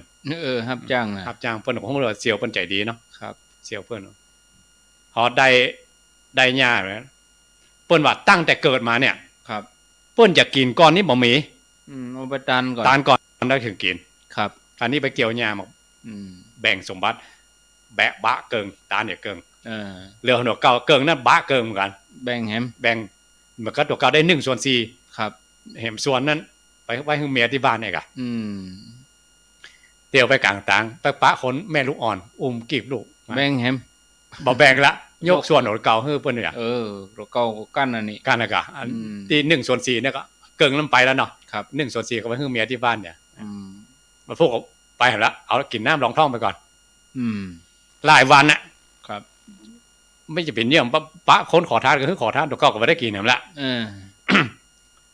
เป็นลมบ้านเฮาเป็นปีเนาะบ่ได้กี่ข้าว ครับ โกนลงแต่ก่อหญ้ากันที่ตรงนั้นแล้วก็เกี่ยวหญ้าเทวดามาแล้ว อืม ไหนที่ว่าทำบุญให้ตาลท่านเจือเรื่องตาลอย่าทำให้รวยไปกะ หันได้ยังรู้ ยากจนเด้อเก่าอ่ะทุกข์เด้อเก่าอ่ะใครบ่ฮู้จักกันถึงบ้านถึงเมือง ทดสอบใจนี่ โพธิสัตว์เจ้าก็ว่าท่านเป็นไผนะเฮาเป็นเทวดาอยู่บนฟ้า ห้ามฮืดร้านน่ะ เทวดาพันหนีไกลๆไป สิไปมาใกล้นี่มันมาอยู่เฮานี่ มาอยู่เฮานี่เฮาอย่าตายดิ้นคว้าๆไปเดี๋ยวก็ตายก็ยังยอมจะยิงห้ามเฮาคือตายเทวดาได้ยินแล้วท่านวางหยังเนี่ยกะเพราะว่าในโลกนี้วางหยังวางสัมมาสัมโพธิญาณครับโพธิสัตว์ออกจากโลกวัฏสงสารมันเทวดาได้ยินโอ้เปิ้นบ่ใช่หวังเป็นอินเป็นพรหมบ่ได้เนาะสูงกว่านั้นสูงกว่านั้นยอมเลยกะยอมเป็นได้โพดเฮาไปทำลายคนบุญไปค้ำเปิ้น ข้ามคนบุญนี่นะหัวจะแตกแล้วนี่เทวดานี่หัวจะแตกเจ็ดเสียงน่ะกับนั้นยกสมบัติของเก่ามีแต่ใดฤทธานุภาพยกฮือเลยยกฮือซ้ำโรยเหลือเก่าอันน่ะครับแล้วเพื่อนฝูงทั้งการที่บ่ฮู้จักนะฮู้จักกันหมดหั่นแหละนะเลยฤทธาของถ้าเทียบเหมือนกันเนาะโควิดมาเนี่ยนะครับบางคนมันยากจนลงพริบตาหรอเพื่อนไปเลยวูบไปเพื่อนฝูงที่ปั้นได้หายเลยนะไม่เทียบอีได้เหมือนกันนะครับไปหาไผ่ก็บ่ฮู้จักไผ่บ่ครบละเนี่ยหันก็ทำบุญทำแตะทำไหวเจ๊งบุญมาช่วยอย่างนี้โพธิสัตว์ยังเจ๊งนักเดี๋ยวนี้ก่อนนะจนบ่มีอย่างอ่ะโพธิสัตว์บางชาตินี่สะบักสะบอมเหมือนกันเนาะน้องตายโอ้เป็ดดีอินดูนี่เป็ดปีของเราปฏิกิข้าวกินน้ำกินบัดได้กินข้าวกินกันน้ำห้องต้องเลยเนาะเล่นกันเอาตายเลยแล้วเฮาเหมาะถึงขนาดนั้นไหวเนาะครับเนาะแต่เปิ้นบ่วันไหวในเรื่องการที่เปิ้นจะทำมันมั่นคงเปิ้นมั่นคงก็บ่วันไหวนั่นก็จ้างได้อ่ะครับบ่วันไหวครับถ้าพวกเฮาทั้งหลายแล้วเนี่ยอันหยังมาแย่เบิ่งหน่อยเบิ่งอ่ะมีข่าวมีหยังนั่นอันนั้นเขาว่าน้อยเขานี่น้อยอ่ะปีใหม่นี่เด้อจะไปเบิ่งเด้อนับ1ก็ดีๆมันคงอ้าวโอ้กันมาชั่วโมงละชั่วโมงละ 4:00 นบัดเดี๋ยวนี้ 4:16 น.ก็ขอได้พักสัก 2-3 นาทีกันเดียวปิกมาปะกันอู้กันแถมสักเกิงชั่วโมงอู้กันแถมเกิงชั่วโมงแล้วก็เหลือเวลาให้ญาติโยมได้โทรศัพท์มาแลกเปลี่ยนเฮียนฮู้กันเวลาประมาณ 16:30 น.เนอะพักสักกำก่อนเจริญพร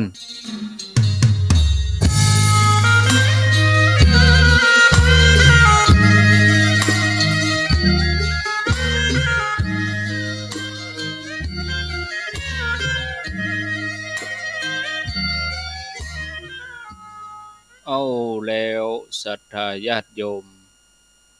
ท่านสาธุชนท่านผู้ฟังทั้งหลายปิกมาอยู่ด้วยกันแถมชั่วโมงสุดท้ายขณะนี้เวลา 16:04 น.ท่านผู้ฟังกำลังรับฟังรายการสารธรรมยามแลง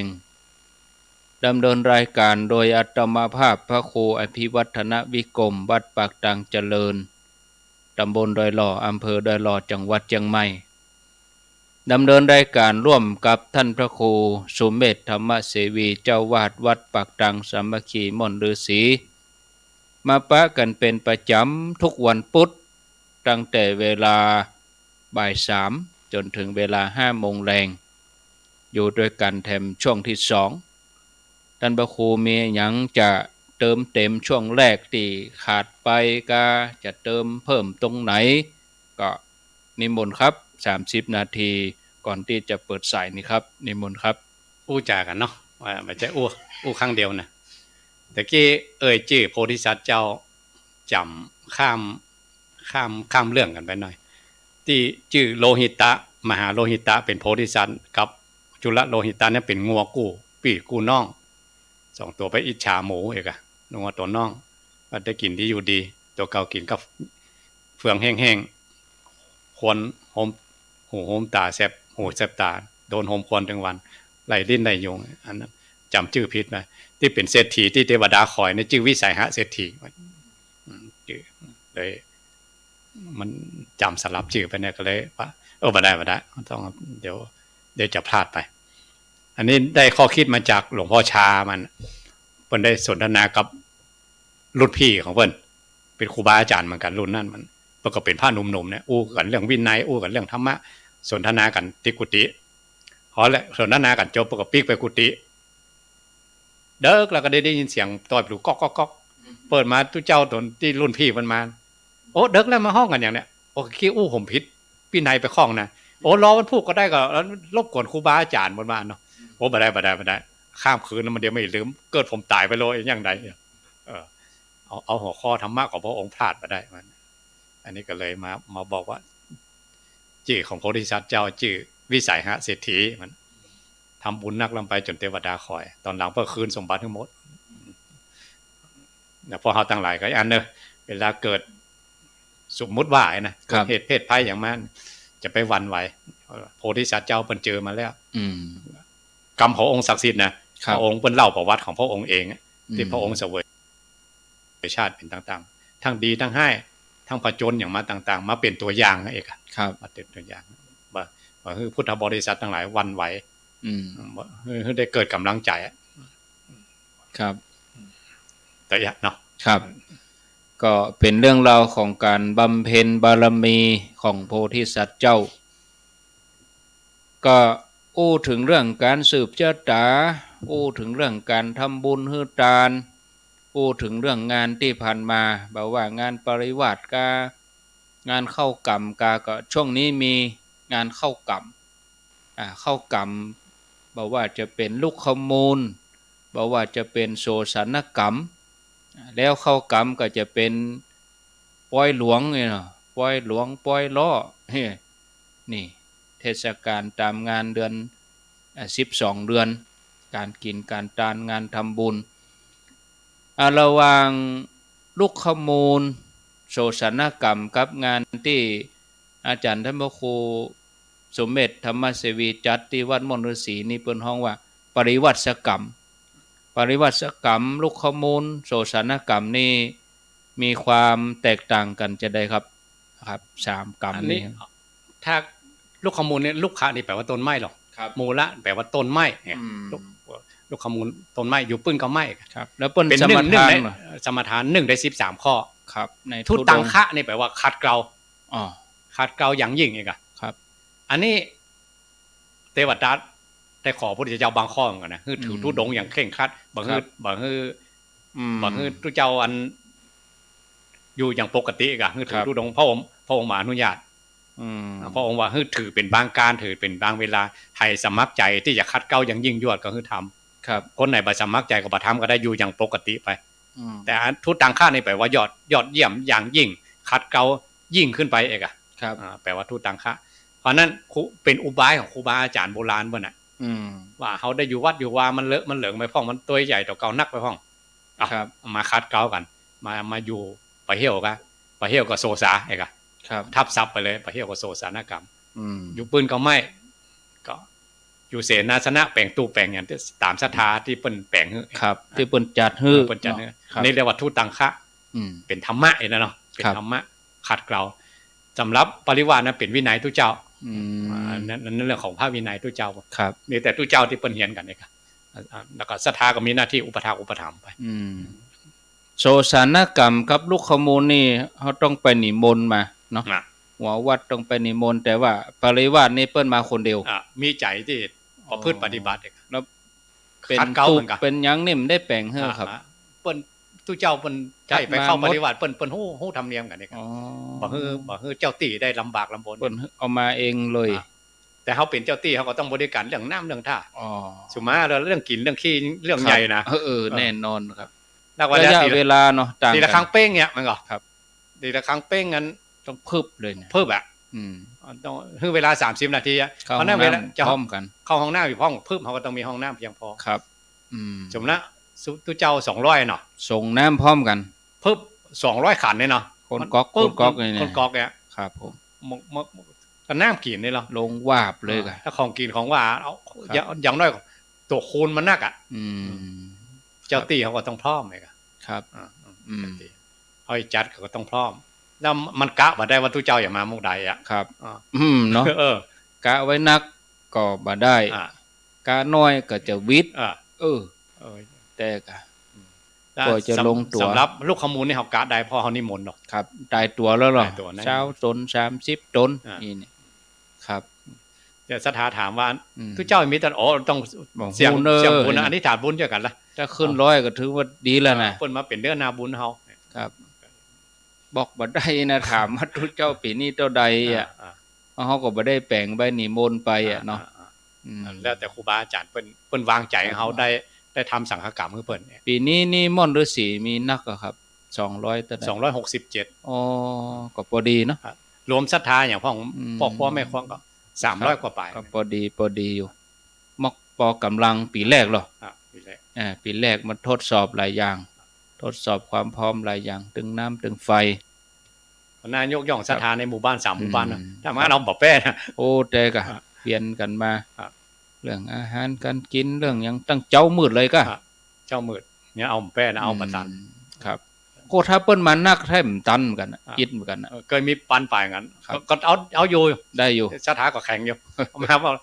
อืม ศรัทธาบางคนก็มาบอกปีนี้200ปลายน้อยไปได้ นั่น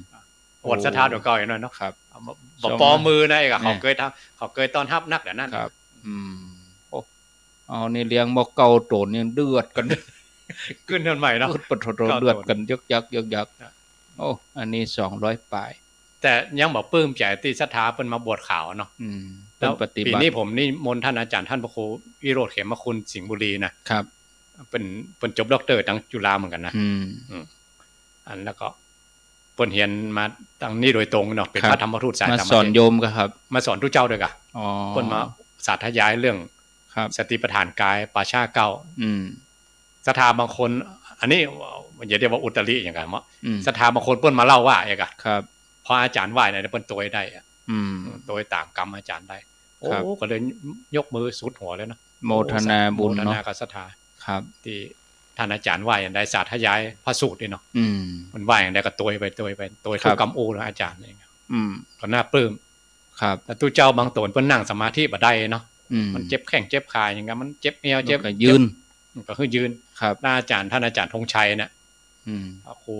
อันจืดลืมจันทร์เขา พี่พัด พิพัฒน์อัน ครับ ศิลาพรอ่ะ อืม อันเป็นอาจารย์กรรมฐานเนาะ ครับ เพิ่นมาสอนตู้เจ้าแล้วตู้เจ้าก็มาเล่าให้เพิ่นฟังเองอะ อืม เพิ่นว่า200ปลายได้ตนเดียวเพิ่นก็ยังปลื้มใจ ได้ นะ ได้ตามคำสอนเพิ่นมา ที่ อันนี้ เพิ่ ปีนี้หลาย โอ้ ต เพิ่ น บรร ว่าย ายไปนะ หลายตน อืม ที่มันเล่าให้ฟังว่าที่นั่งมาได้นะครับ เพราะมันปรับร่างกายบ่ถูกมันน่ะ อืม นั่งหัวงอคอพับเนี่ยนะ อืม หลังก้มไปเนี่ย ครับ มันเปิ้นว่ามันบ่ถูก อืม ต้องอูชุงกายยังต้องนั่งให้ตรงเนี่ยนั่น ครับ นั่นนะมันปฏิบัตินั่นเป็นว่าจะทำกรรมฐานมันต้องสิทธิ์ที่มีครูไง อืม จะเดินอย่างใดจะนั่งอย่างใด ครับ จะปรับอย่างใด อืม มันปล่อยได้ก็ตามทำไมก็ได้อันนั้นสำหรับที่เปิ้นคล่องแล้ว ครับ แต่ตอนฝึกเนี่ยก็ อืม ฝึกก็ต้องมีกฎมีเกณฑ์ต้องมีระเบียบเรียบร้อยต้องมี ครับ ต้องมีแบบมีอย่างก่อน อืม ถ้าเป็นเครื่องอัตโนมัติมันติดนะอย่างไรก็ได้แล้วนะยืน ครับ เดินนั่งนอน คู่ อืม เหยียด เดี๋ยวซ้ายแลขวาจะก่อนจะใกล้ ตันปัจจุบันเลย อ่า เนาะ มันอันนั้นมัน สติ เครื่องอัตโนมัติ มันตัน มันติดละ อืม แล้วเครื่องมันบัติดเนี่ยกะ ครับ เคยหันเปิ้นสตาร์ทเครื่องคูโบต้าวะ เช็คแห่งใดก็ได้นะอืม คนหมุนเครื่องคูโบต้าเนี่ย อืม ต้องใช้แฮงไม่ห่างนะครับ อืม อันขอไม่เสียบเข้าไปเนาะ อืม เสียบเข้าที่ข้างเครื่องยนต์นั่นเลย อืมอืม หมุนเนี่ย อืม กะลักซับอย่างพวกนะ อืม ซับฟาวซับวาล์วซับอย่างพวกนะครับ เครื่องมันปรึ้มอะไรอ่ะ อืม อันนั้นมันติดแล้วหรอก ครับ ติดแล้วก็ไม่ต้องหมุนเลยครับ อืม ตอนฝึกเบื้องต้นเนี่ย ครับ อาจารย์เพิ่นสอนตั้งแต่เบื้องต้นไป อืม นะครับก็ม่วนนะม่วนเฮา ครับ ม่วนที่เฮาเป็นเจ้าติเนาะ ก็ทางวิทยาลัยสงฆ์นครลำปางเพิ่นก็จะมีปฏิบัติเหมือนกันครับ อันนี้เปิ้นเอาพระนิสิตก็คือหมู่พระเนนที่เปิ้นเรียนหนังสือเนาะ ครับ เอามาปฏิบัติ19ถึง28มกราคม เขาปฏิบัติลูกขมูลหรืออย่างไร ก็คงจะเป็นการปฏิบัติลูกขมูลนะครับ อ่า เป็นลูกขมูล ปฏิบัติที่วิทยาลัยสงฆ์นครลำปาง ถ้าเข้าปริวาสนี่มันคุมกันง่าย คุม เพ ง่า ราะ ย มีวินัยข้อหนึ่งเขาว่า ครับ ข้าพเจ้าพึงไม่มีคำต่ออาจารย์เนี่ย คือบ่ฮือห้ามหือ ห้ามหือทั้งหือเนี่ยตัวเก่าหูตัวเก่าหรอก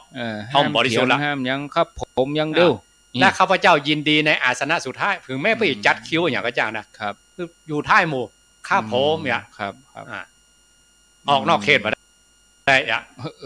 ต้องมีกฎมี ต้องมี ระเบียบ ระเบียบนี่นะครับ อันนั้นคนที่เป็นเจ้าตี้หรือคนที่จัดเนี่ยจะปกครองมันม่วน มันง่าย เพราะเปิ้นเต็มใจที่มาคัดเกลาอ่ะ ครับก็อนุโมทนาบุญโดย ครับ ก็ตอนนี้ทางวิไลสงฆ์นครลำปางเปิ้นก็รับสัญญาณไป ก็อยู่ด้วยกันแถมชั่วโมง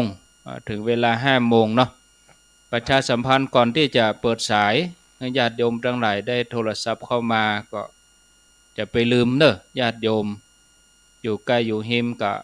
เปิ้นจะไปบิณฑบาตตามหมู่บ้านต่างๆใกล้หิมนั่นนะแล้วก็วันที่19 มกราคมนี่เปิ้นจะเดินธรรมยาตรา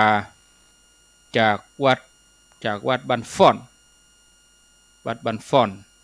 ไปถึงวิทยาลัยสงฆ์นครลำปางวิทยาลัยสงฆ์นครลำปางนี่อยู่ที่อันตำบลศาลาอำเภอเกาะคาจังหวัดลำปางเกาะคานี่ก็แถวตั้งไปพระธาตุลำปางหลวงเนาะญาติโยมทั้งหลายก็คงจะรู้จักอยู่วันที่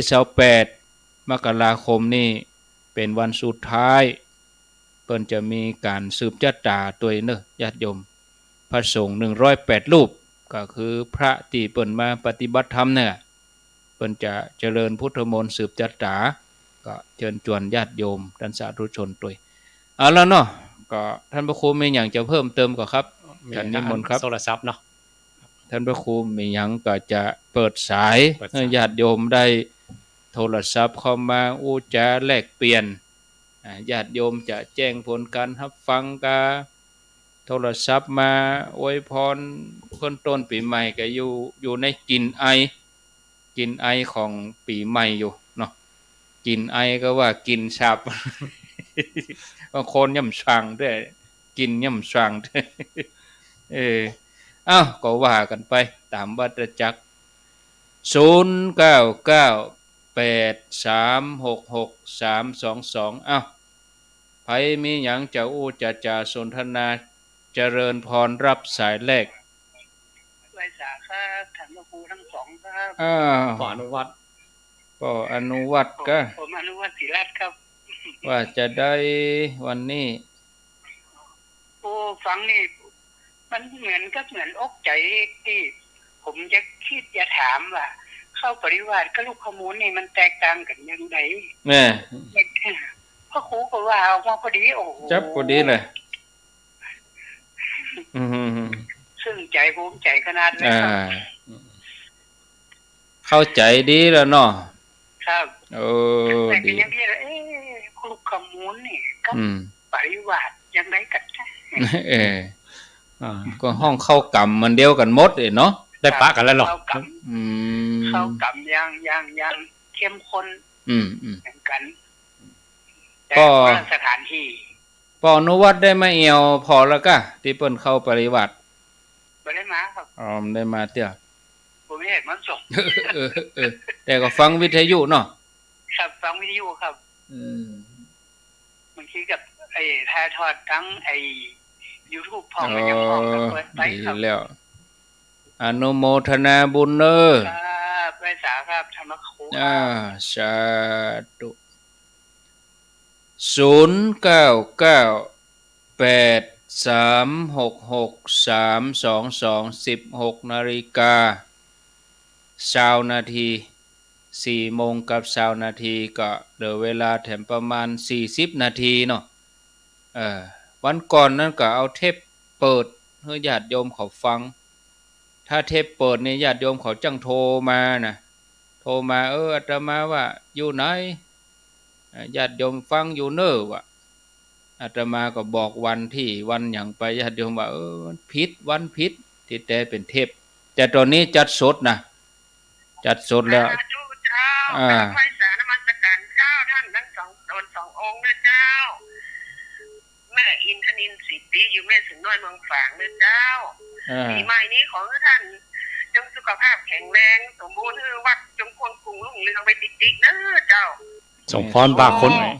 สมพรปากคนบุญเนาะวันที่1คืนวันนั้นน่ะสวดมนต์ข้ามปีเพราะว่าเจ้ามาได้ไปทำบุญ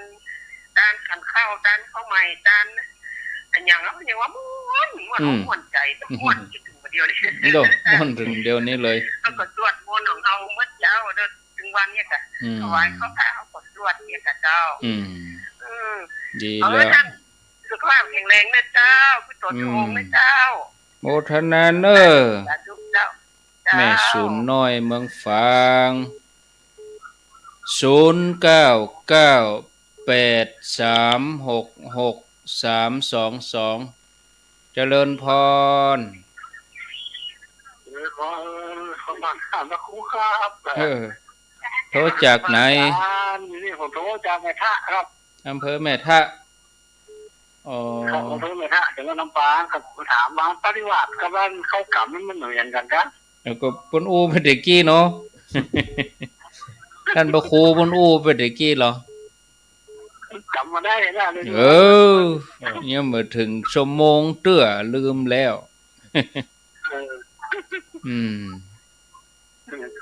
ฟังสถานีไหนคลื่นไหนคลื่นนั่นเดี๋ยวก็ลำปางแล้วนั่นนะบุญยวาดกะบุญยวาดกับผมไม่แต่บุญเงินเลยยินดีเนอะโมทนาเจริญพรเจริญพรโทรจากไหนว่าจ้าท่านพระครูส่งอันจึงส่งตนสององค์นะเจ้าพระครูช่วยโดยนะเจ้าอันนี้แม่ด้านฟังอยู่เจ้าวัดดมชัดเจนดีนะเจ้าแม่บัวพัดอยู่ที่ไหนอยู่ต้นจ้านแม่ตูนเจ้าต้นจ้านครูตุ้มเมฆกับพระครูอภิวัตนี่นะเรียนก็งามด้วยถิ่นด้วยทำขนาดเลยเจ้าพอนะพระครูตุ้มเมฆขึ้นแห่พอเดียวไปปานนั้นโอ้เพิ่นอย่ามาแง้มด้วยถิ่นด้วยทำแต่ได้ฝากเนี่ยความดีไปปะเปิ้นที่ไหนไปปะเปิ้นไหนแม่บัวพัดพระที่วัดนั้นได้กาที่ไปวันนั้นนะแต่วัดนี่ก็ที่เพิ่นเข้ากรรมเนี่ยกู้ปัน5เนาะไม่พอแล้วเนาะไอ้การว่าพระครูจุเมฆว่าเจ้านักโทระดับ1เนี่ยแม่บ่พัดต้นชาตินี่นะถ้าเป็นงัวลอกกู้ปัน5โทกดติดเจ้าอยู่ท่านมาอยู่วัดคำสร้างดีเนาะสมมุติพ่อเจ้าอุตเตือเจละทีพันว่าโอ้ท่านพระเมฆเนี่ยเปิ้นมากี่โลสีแง้มด้วยสีงุนธรรมวิเนาะถ้าปิดเนี่ยสิถ้าเราหอนแล้วประเดี๋ยวนี้เนอะโมทนาเนอะโมทนาบุญแม่บัวพัดกุลันอันนี้อยู่ต้นชานเจริญพ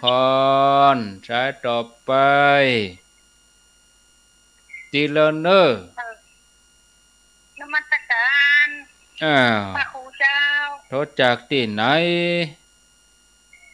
จากบ้านสีหมวดเก้าจังหวัดลำปางเจ้าบ้านสียังก็สีหมวดเก้าสีหมวดเก้าเจ้าแม่บ่เย็นจันทบตอนที่ซื้อชะตาหลวงให้แม่ก็ไปทุกวัดปากทางเจริญน่ะวันที่28ออกปะกันแถมเนาะเจ้า28นี่ไปถึงตี้นะไปถึงลำปางพุ่นน่ะไปที่ไหนเนี่ยไปที่วิทยาลัยสงฆ์นครลำปางน่ะกะวันที่28สว่างแม่จะไปเนาะใกล้หันลูกเนาะเจ้าโมทนาบุญโตย0998366322เจริญพรไปกับเจ้าท่านพระครูว่าจะได้กำลังมาเข้าใจวันนี้นะเลยเข้ากรรมมาคนเดียวก็ไปนิมนต์เปิดห้องคนละอย่างเด้อมาเองห้องปริวาสเหมือนกันปริวาสไปอย่างแต่เทนี่แน่เจ้าโมทนาเอาสายต่อไป 0998366322มีก็เข้ามาญาติโยมจะอู้จะสนทนาถามปัญหากะก็ว่าอวยพรกันในการรับฟังกันมาได้ปีเดี๋ยวนี้เอาเข้าปี66มาได้อยู่4วันวันนี้ปีหนึ่งมี365วันก็นับถอยหลังไปแหมะ361เนาะเจริญพรนมัสการเจ้าท่านพระครูทั้งสองตนเจ้าอันนี้อยู่สันขยอมโอ้วันนี้ฟันนั้นได้สาระดีขนาดเจ้าสาระดีเนาะเจ้าเหมือนท่านนั้นพระครูสุเมธว่านะอันจะทำบุญอย่างก็ต้องเต็มใจรีบทำอย่างอันที่ว่าเปิ่นปณิวาสนี่เจ้าก็ได้ทำกับข้าวไปถวายอยู่เจ้าแต่บ่ได้ป้าท่านพระครูพุทธกรรมโอกาสหน้าตามน้ำพริกอองทอดไก่ข้าวนึ่งน้ำเอาไปถวายอยู่เจ้าดีแล้วเหมือนท่านพระครูเปิ้นว่านะพอบุญนี่เขาต้องรีบทำเต็มใจทำเองนี่เนาะเจ้าแม่นดีเต้เจ้าวันนี้ฟังแล้วได้สาระดีขนาดเจ้าโมทนาบุญเตนเนอเจ้านมัสการเจ้าสาธุอันนี้สันทรายเชียงใหม่เจริญพรอยากให้เจ้าส่งตัวสงองค์เจ้าอันนี้อยู่หนองเจ้าอันนี้อยู่หนองหนองผ้าขาวแล้วแต่วัดที่ปีใหม่เจ้าบ้านแข็งแรงเนอะได้ส่งตัวนะเจ้าสาธุแม่หลวงนี่ไปวัดถึงวันวันช่วงนี้จะไม่ได้ไปกันแต่ก่อนที่โปนี้นะแต่ไปวัดวันศิลป์นี่ไปจ้ะวันดาเนาะมันโกนวันดานี่ไปจ้ะอยู่ดีมีสุขเนอะแม่หลวงสายฝนจันกุณะวางนี้ท่านพระครูก็ได้อยู่ได้ย่ามกันอิดเหมือนกันได้เดี๋ยวก็มาตั้งเชียงใหม่เดี๋ยวก็ไปตั้งดะปูนเข้ากำนะเข้ากำนี่ต่อเนื่องกันนะแล้วหม่นห้วยแก้วแล้วก็มาสองแควแล้วก็มาเดนห้วยทางสักขยอมตั้งหลายปิงว่าก็มีดงนิมิตตำบลน้ำดิบบ้านโฮ่งแห่งปฐโรญาติโยมเข้ากำนะอันนี้ถ้าหมดเดือน4นี่ก็เมียเข้ากำนะเจริญพร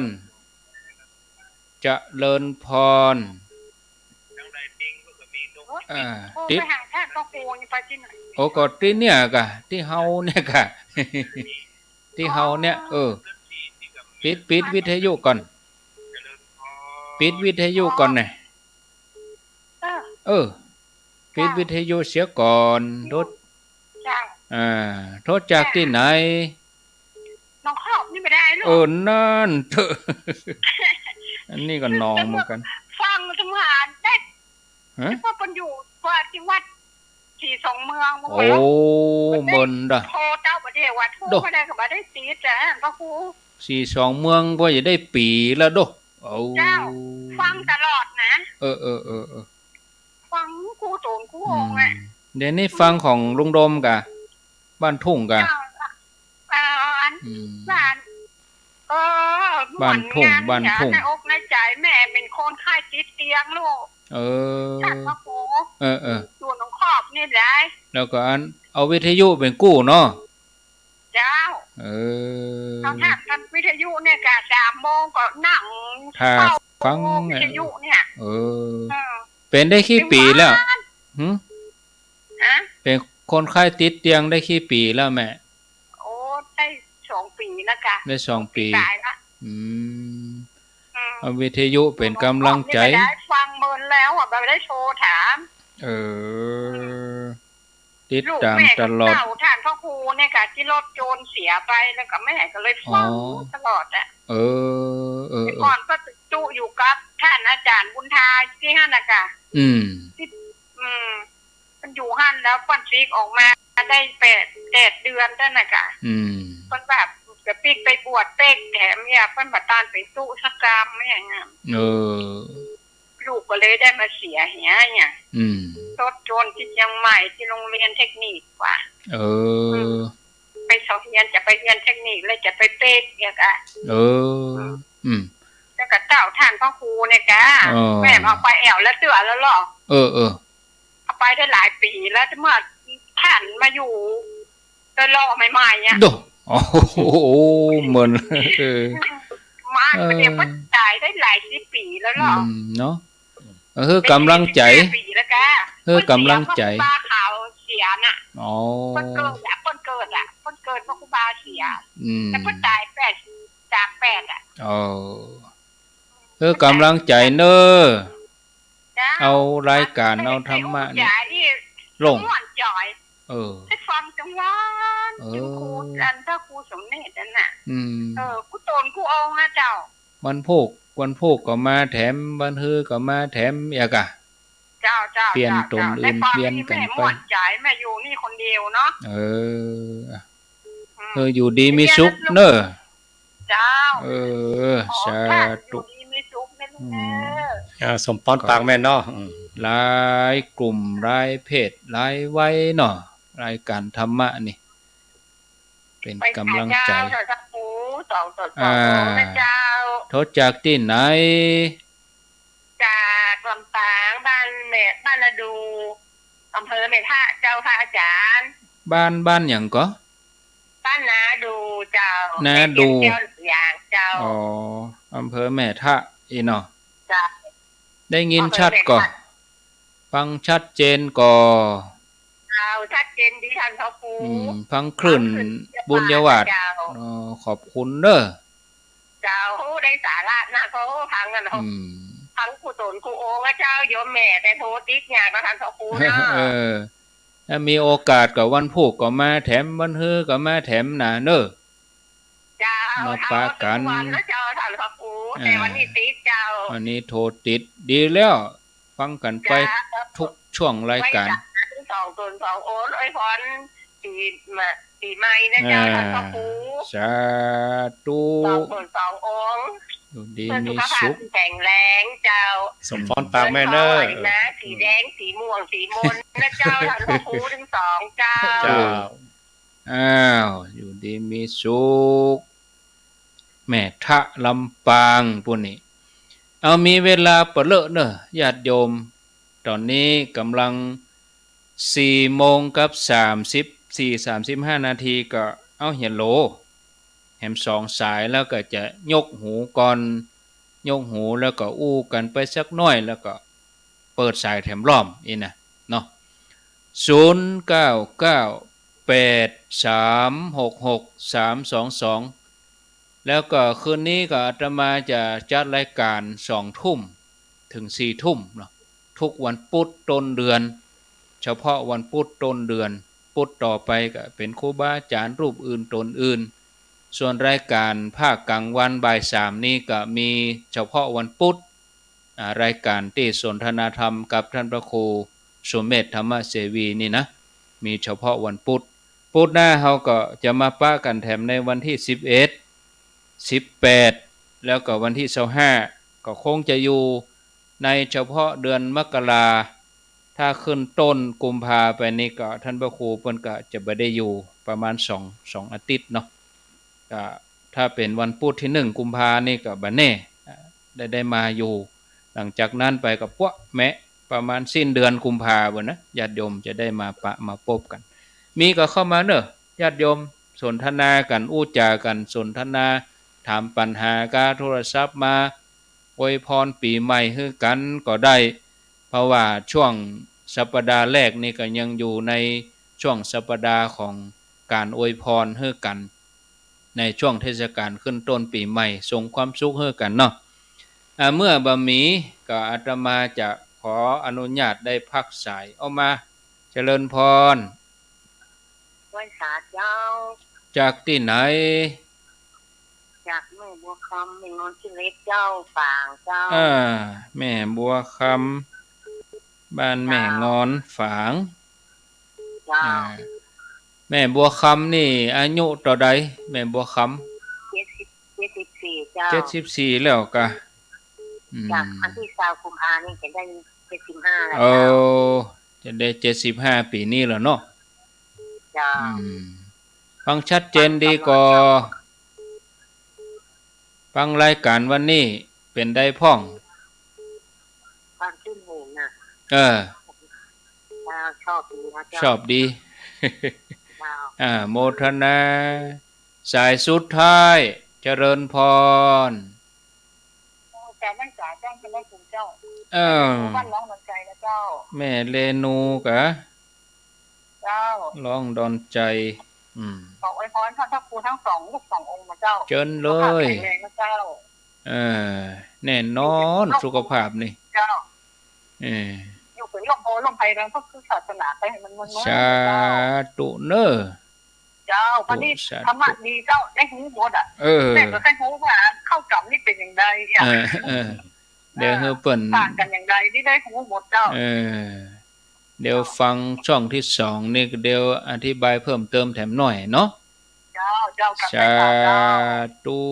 เอาละญาติโยมขออนุญาตได้พักสายพักโทรศัพท์ไว้กำเนาะเดี๋ยวจะได้ทวนสายแล้วก็มาอู้จาสนทนากับท่านพระครูสุเมธธรรมเสวี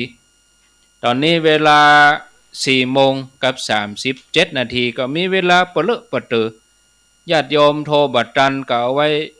โทรหากันในช่วงที่2จดเบอร์โทรไว้ก่อนจดเบอร์โทรไว้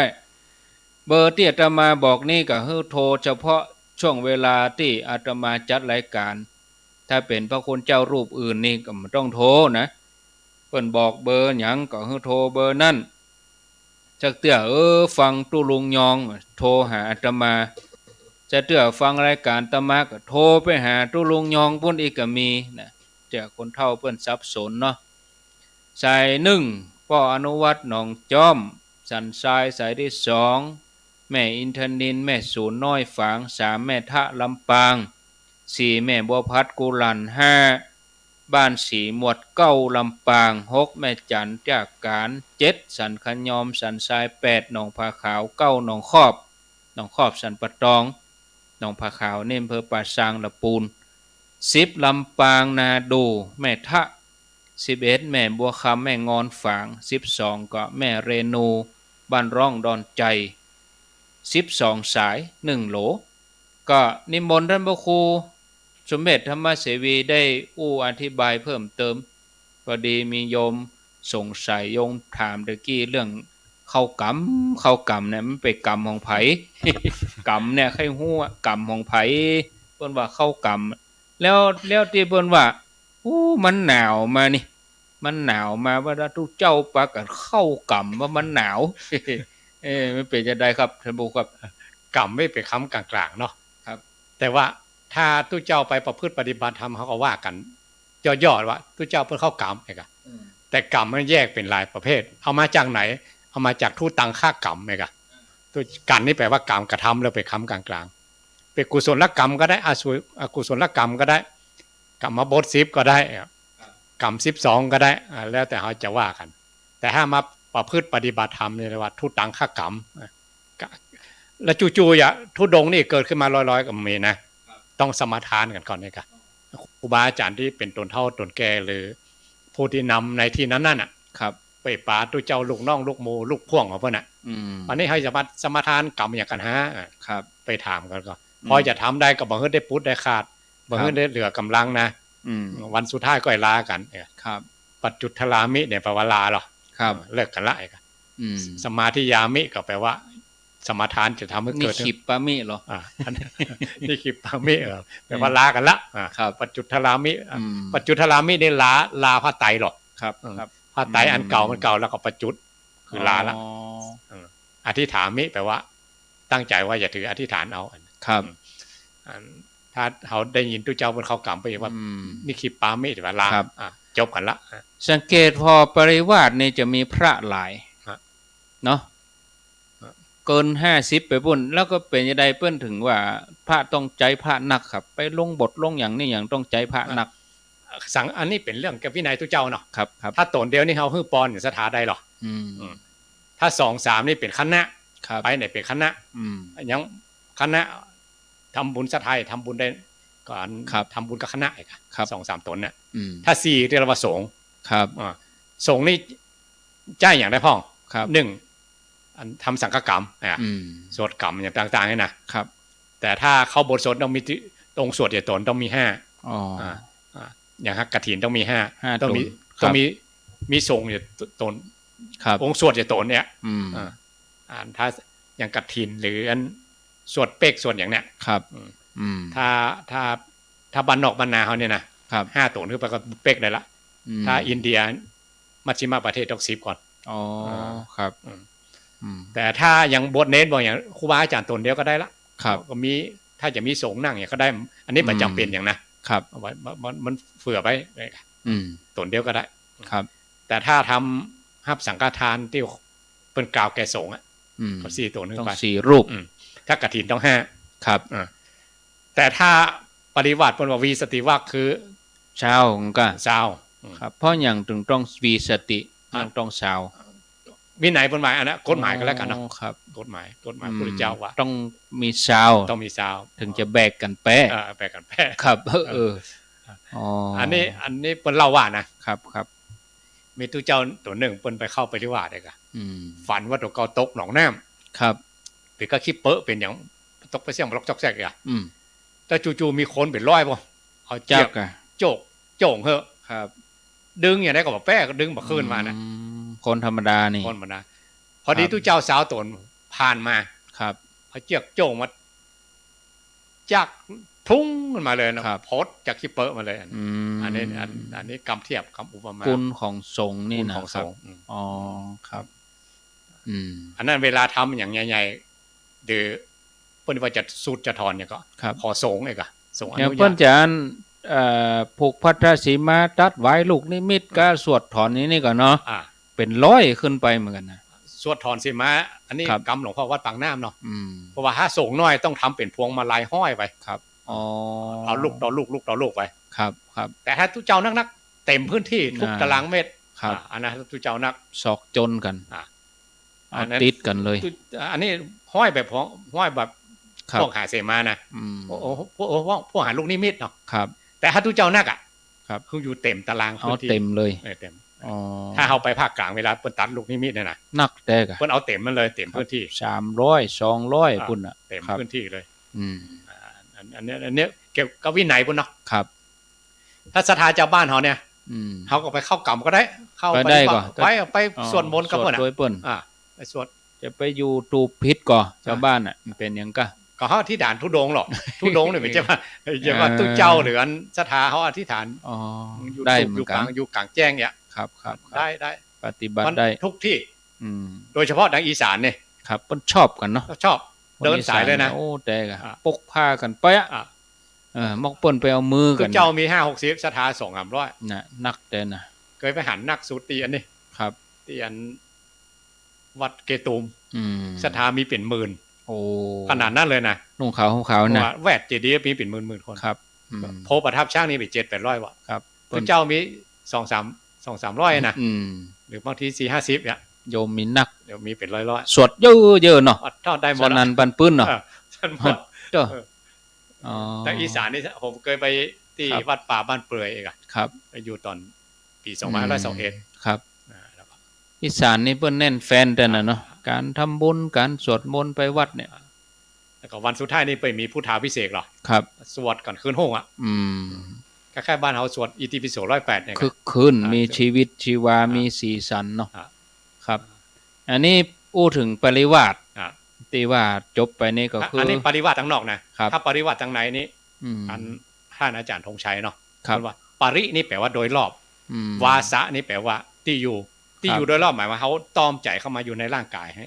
ร่างกายเขานี่เป็นปริโดยรอบคืออยู่โดยรอบร่างจะไปคือใจออกนอกครับคืออยู่ในสติปัฏฐานอยู่นี่คือตอมอยู่นี่ถ้าออกนอกเรียกผิดละเอกอะครับอยู่ในกรอบคืออยู่ในกรอบอย่างใดคือใจอยู่กับตนกับตัวนี่ครับบอกคือมันออกนอกกายนอกใจอยู่กันเนี้ยเหมือนเปิ้นมาฝึกเนาะฝึกกายทบทวนหลายๆอย่างก็พระที่มาปริวาสนี่จำกัดหรอครับมีกฎมีเกณฑ์ก็ต้องบวช5 พรรษาต้องได้กี่พรรษาต้องได้อย่างอีกก็นักธรรมอย่างอีกก็ ก็ว่าแล้วแต่แล้วแต่เพิ่นสมัครใจมาแล้วแต่สถานที่นั้นเพิ่นกำหนดมันเป็นวินัยทุกเจ้าหรอกมันมันมาเกี่ยวกับที่ว่าครับจะคนไหนทำก็ได้บ่ทำก็ได้ไปจ้ะนะต้องทำเหมือนกันหมดต้องทำในอย่างก็ในส่วนมนต์พิธีกิจวัตรของทุกเจ้าปีนึงเอกครับปีนึงกับคนจะต้องทำมาทำมาขัดมาล้างมาสวยมาล้างมาครับแต่เขาเป็นปุถุชนเนาะอันไหนที่มันผิดมันพลาดด้วยกายวาจาใจอย่างไปก็ดีไปเข้ากรรมเหียวินัยผู้เจ้าจู่ๆไปจะประหารชีวิตเอากันจนเป็นจนตายไปใช่น่ะพระองค์ก็บอกให้อย่างผ้าเนี่ยซ่อมแซมเอาครับผ้าเปิ้นว่าผ้าเป็นนิสกีเนาะใช่ว่ามันว่าข้างน้อยเอาขว้างถึงผืนแจ้งเก่ามันจะเอาไปยิบไปสมมติว่าผ้าเป็นนิสกีเขาอย่าไปเดินทุดงร้อยป่ายนะครับเดี๋ยวไปซักไปย่องไปมันเป็นโทษอยู่นะก็ปุ๊ดอยู่เขาซ่อมเขาไปป่งเอาบักกระดุยตกแล้วอีกอันนี้เหมือนกันเขามาประพฤติในธรรมของพระพุทธเจ้าศีล227ครับบางทีมันผิดมันพลาดมันรู้ทะลุด่างพร้อยเนาะครับมันบ่สะอาดมาสวยมาล่างโดยอาศัยโศกวีสติวัคเป็นวันออกนี่ตึงหลงเนาะเบาหยงเนาะเบาโดยสมาทายะนะศีลสมาทายะตัวเก่าด้วยเนาะตัวเก่าปฏิบัติด้วยแล้วก็ครูบาอาจารย์แต่ละที่ไปผมก็นิมนต์ครูบาอาจารย์ที่เก่งๆกรรมฐานนี่ครับไปที่เพิ่นเก่งกรรมฐานผมก็นิมนต์อาจารย์ธงชัยมาแต่ก่อนนิมนต์หลวงปู่ครับหลวงพ่อจำเนียนเนี่ยเนาะหลวงปู่ขึ้นมาปิด10กว่าปีนะครับพ่อจำเนียนมาปิด20ก็อยู่เมินด้วยครับตอนหลังมาก็วิญญาณครูเป็นสิ่งกันเนาะสอนเนาะโอ้จดอินดูป่ะเนี่ยต้นมาก็ต้องยืนต้องเตียวเดินจงกรมตามรูปแบบเป๊ะเลยตามเขาแบบกำคอเลยเนาะกินอย่างนี้นะกินอย่างนี้นะครับความเป็นครูของหลวงปู่ครับ สอนจนดึกจนดื่นอ่ะโอ้ต่อไปโหเขาปากกาแล้วนิมนต์หลวงปู่แล้วมาแล้วก็หลวงปู่จนดึกดึงก็คืนด้วยฮินดูเปิ้นอ่ะครับนี่ปริวาสโสสานกรรมคือป่าจ้าป่าเหี่ยวอยู่อย่างเดียวถ้าอยู่อย่างอื่นก็ไม่ใช่โสสายครับโสสาคือสุสานสุสานป่าจ้าลูกขมูลอยู่ปื้นก็ไม่ลูกขมูลนี่คือบัจเจเฉพาะวัดครับห้องเฮียนได้ก่อนอยู่ไหนก็ได้คะแนนว่าอยู่ปื้นเก่าไหมเขาแล้วเขาเข้าห้องยาห้องเฮียนเนาะครูบาเขาปีเพิ่นไปแปลงที่ไหนเพิ่นก็ไปเข้ากรรมนะหรอเข้ากรรมแปลงห้องเฮียนคนโบราณประวัตินั่งนักครับเป็นนั่งนักตนเดียวก็เข้าได้ครูบาตนเดียวนะเข้ากำแปลงห้องเฮียนเฮานี่เข้ากำแปลงไปเที่ยวไอ้ที่โอถึงบัดแท้ว่าแผ่ก็ไปเที่ยวนะก่อนตุ้ลุงเพชรประเมิดครับถ้าเข้ากำด้วยไหนต้องนี่ลุงประเมิดด้วยสเก็ตอ่ะต้องตุ้ลุงเพชรเท่านั้นกลายเป็นนั่นแบรนด์เนมไปอ่ะจะสร้างศาลาสักหลังไงนะต้องเป็นนี่ไปอ่ะบัดเดียวที่บ้านโฮงไผก็หลวงพ่อครูบาปันเล่าหน่อยวิวิทธรรมธดารองเจ้าคณะอำเภอบ้านโฮงเปิ้นไปเก่าเปิ้นไปเก่าที่หันที่นี่สร้างหันจังนี้แล้วก็เปิ้นก็อยู่ตลอดนะอยู่ตลอดถ้ามีสร้างมีแปลงซ้ำให้เปิ้นอยู่ตลอดเนี่ยเกณฑ์ขาม่ำขึ้นบนหลังคาแปลงด้วยศรัทธาเนี่ยด้วยโอ้ทุลุงมันมาอันนี้แล้วไม่ย่ำมาอยู่ร่วมเฮาต้องนำเขากะแล้วเขางอมเขาใส่เขาเปียกก็เบี้ยงแผ่นแล้วมันต้องตัวลุ่มอ่ะอันดอจะเก็ตสันอันดอจะเก็ตสั่งกำแพงสันทรายย่านใกล้ๆแถวนั้นนะครับ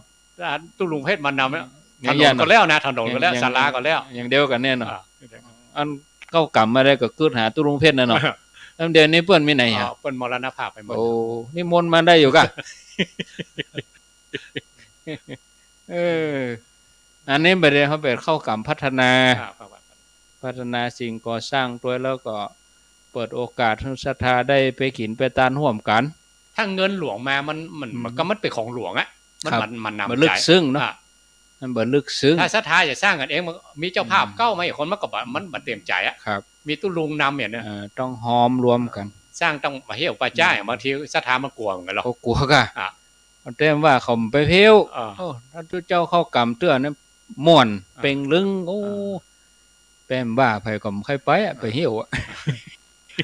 ตุลุงแก้วตุลุงเพชรหมดเนี่ยเป็นว่าเป็นหุ่มเข้ากรรมครับ เป็นน้ำ ไปที่ไหนไปสวดกาอย่างกันเนาะเป็นภาพจำเนาะนี่เนาะจำแล้วอันนี้สมัยอาจารย์เป็นเนนแล้วก็เป็นละอ่อนมาก่อนโอ้ทุกความบอกได้ยินตุลุงเพชรตุลุงอินตุลุงแก้วเนี่ยเป็นภาพจำเลยชดมนต์เนี่ยเดี๋ยวเกิน100ไปแล้วหมดเนี่ยครับอ้าวแฮม8-9 นาทีสุดท้ายก็เจิญญาติโยมจะโทรมาอู้จาก็ว่าสนทนาจะได้สักท่าน2ท่านถ้าบ่มีก็จะได้นิมนต์ท่านพระครูสมเด็จธรรมเสวีได้ปันศีลปันป้อนเทศกาลปีใหม่มงคลปีใหม่2566คือศรัทธาญาติโยมเนาะถ้ามีก็เจริญปอนเนอร์ถ้าบ่มีก็ห้างเวลาไว้สัก5นาที0998366322อ้าวมีเข้ามา หลายท่านก็ถามว่าแม่เจ้าเป็นใดบ่ล่ำได้จัดรายการก็แม่เจ้าเสียงบ่ใครตัวใดในญาติโยมอันนี้ยังกำลังเข้าตีมาวัน2วันนี่มันได้เนาะพุ่งฮือนี่ก็ปกติเจริญพรพูดจะได้แล้วเนี่ยไปเต้นไปวันที่11เดี๋ยววันนั้นนะไปทำบุญคือวันจันทร์ท่านต้องบวชวิวาทโดยเจ้าพระราชนี้ก็เปิดมาเลี้ยงโรงทานเป็นโรงทานเนี่ยจะไปสูงน้ำพระธาตุสูงน้ำพระเจ้าทันใจลูกจากจะไปไหว้หลวงปู่ทองไหว้หลวงปู่ทองแล้วปิกมาบ้านม่อนฤาษีมาไหว้พระปู่สมเด็จชีวิตธันวามาแต่งมาตัวเห็มแมลงเข้ามากับ6 โมงก็ไปสวดพิธีสู่ที่วัดดอกมุทาตัวเห็มวันค่ำวัดประอันพระปากกลางเจริญดีแล้วเนอะอนุโมทนา7 โมงก็ไปใส่บาตรที่ม่อนฤาษีแถมสาธุดีแล้วแม่กึดใจได้เนาะ11ธันวาเจริญพรโทษจากที่ไหนดอยน้อยนี่ไปได้เจ้าว่าจะได้ดอยน้อยเจ้าจะได้อันปีก่อนนั่นแหละจะไปอันนอนเข้ากล่องก็เพิ่นที่ว่านั้นหมอนอยู่แก้วทีนี้ก็ไม่ได้ปล่อยนูนไปถึงปีแล้วโควิดปีนี้ก็ติดงานจ้าเป็นยังโอกาสหน้าก่อนจ้าอยากถามว่าอันถ้าเราไปนอนปฏิบัติกับเปิ้นเนี่ยแล้วก็เมื่อไงเขาพิกมาบ้านเนี่ยการบ้านแล้ว3 โมงเขาพิกปล่อยเขาไปเป็นหยังเขาได้กับตุ๊ดเจ้ายังปิกจ้าไม่เป็นหยังก่อนเดินสายนอนเข้ากล่องทุกคนเนาะดีสวดมนต์เจ้าเย็นก็ได้สาธุอ้าวสายสุดท้ายเจริญพรเจ้าท่านพ่อครู2 องค์เจ้าทศจากไหนทำตับเต่าเจ้าทำตับเต่าว่าจะได้เจ้ามาท่านเจ้าแล้ววัดดีเนาะพันดีวัดนี่ม่วนดีเนาะม่วนดีม่วนนะแต่ตอนทำตับเต่าพวกก็เข้าหรอกก็ดีว่าจำอยู่ก้าภาพเก่าๆเจ้าจำกะผู้เจ้ามานักมาหลายสมัยอาจารย์บุญช่วยผู้เจ้าอาจารย์บุญช่วยก็ต้นไปอยู่พุ่งรู้ต้นไปอยู่อย่าไต้หวันไปอยู่เกาหลีเนาะโอ้เมินนะกันไปแล้วต้นก็เล่นมีใครมาเข้าวัดท่านอาจารย์เมินนักแกนี่เนาะเจ้ายินดีเนอะสาธุเอาละ3สายเอาตะอี้ก่อนเนาะญาติโยมเนาะ4:55แม่บัวพัดดอยน้อยแล้วก็ทำตับเต่าครับขอนิมนต์ท่านพระครูสมเด็จธรรมเสวีได้ปันศีลปันปอนเฮือศรัทธาเทศกาลปีใหม่66นี่ครับก่อนจะลากันไปเดี๋ยวแก้ปัญหาแม่น้อยเนาะที่ว่าไปปฏิบัติแล้วก็ปิกมามันจะได้ว่ามันหย่อนไปเนาะแม่เนาะมากับถือเนสันชิกเนี่ยกะพระองค์นี่กรรมของพระองค์บอกไว้นะเข่งที่สุดคือหลังบัดแตะอย่างสักอย่างเนสันชิกเป็นทุดงข้อ13เลยทุดังคะอธิษฐานแล้วก็หลังบัดอันที่2เขาย้อนมาว่าหลังเติกอีกอะหลังเติกฟ้าก็อย่างก็นะย้อนมาหน่อยอย่างที่3ใครรับมาหมูบอันนี้ย้อนสุดละถ้าเข่งสุดๆเนี่ยบอกคือหลังได้แตะพื้นเหมือนหัวได้หมูบใครรับมาก็ยืนเลยหยุดเตียวเลยอีกอะ ถืออิริยาบถ3คือยืนเดินนั่งอันนี้วัตถุตังคะสูงสุดคือเนฉันทิกมันบนอนมีแต่ยืนเดินนั่งถือ3อิริยาบถอันนี้อย่างเดียวกันเขาไปประพฤติปฏิบัติอย่างเดียวกันถ้าเข่งจริงๆเขาก็ประพฤติปฏิบัติวันค่ำคืนหุ่งวันค่ำยกเว้นรับนอนอย่างย่อนลงมาแล้วก็ปีกบ้านอันนี้เรียกว่ามันย่อนลงไปแต่บุญก็ได้นะครับก็ลดไปตามส่วนนะเองขออนุโมทนาบุญกับคณะศรัทธาทั้งหลายเนอะมีใจที่จะกินจะทานถัดทำบุญประพฤติธรรมไว้กับตัวเก่ายิ่งขึ้นไปสะสมบุญสะสมบารมีไว้กับตัวเก่าเริ่มต้นกันนับแต่วันปีใหม่นี้เนาะขอยกปอนอายุวัตโกเคยฝันว่าหลวงปู่มาแล้วก็หลวงปู่ว่าเวลาปอนศรัทธาปอนอายุวัตโกหน่อยนะก็เลยกินนักนอนนักกันฝันเนาะก็เลยขอยกกรรมที่หลวงปู่ในฝันมันมาหลวงปู่มันเป็นอุปชาตั้งเนรถึงตุเจ้าโดยแล้วก็ขอยกกรรมหลวงปู่อ้างเอาปอนของพระพุทธองค์ปอนสัพพพุทธาอายุวัตโกขอให้คณะศรัทธาทั้งหลายจงมีอายุมันยืนยาวยิ่งธนวัตโกก็ให้มีข้อของสิ่งมากโอฬารสิริวัตโกก็ให้มีสิริ8ประการครบถ้วนยะสวัตโกก็ให้มียศลาภล้วนคนชมวัตโกให้มีกำลังอุดมทั้งภายในภายนอกวันนวัตโกก็ให้มีผิวพรรณงามปรุงหมอกโปตาสุขวัตโกก็ให้มีความเจริญสุขอย่างยิ่งภวัตุสัพพมังคลังขอสัพพะมังคละมงคลทั้งหลายจงมีแก่คณะศรัทธาทั้งหลายพระคันตุสัพพเทวตาขอเทวดาทั้งหลายจงรักษาคณะศรัทธาทั้งหลายสัพพะพุทธานุภาเวนะโดยอนุภาพของพระพุทธเจ้าทั้งมวลสัพพะธรรมานุภาเวนะโดยภาพของพระธรรมเจ้าทั้งมวลสัพพะสังฆานุภาเวนะโดยภาพของพระสงฆ์เจ้าทั้งมวลศรัทธาโสติพระวันตุเตก็ขอความสุขสวัสดีทั้งหลายจงมีแก่คณะศรัทธาฟังคลื่นสีขาวทุกคนเธอสาธุ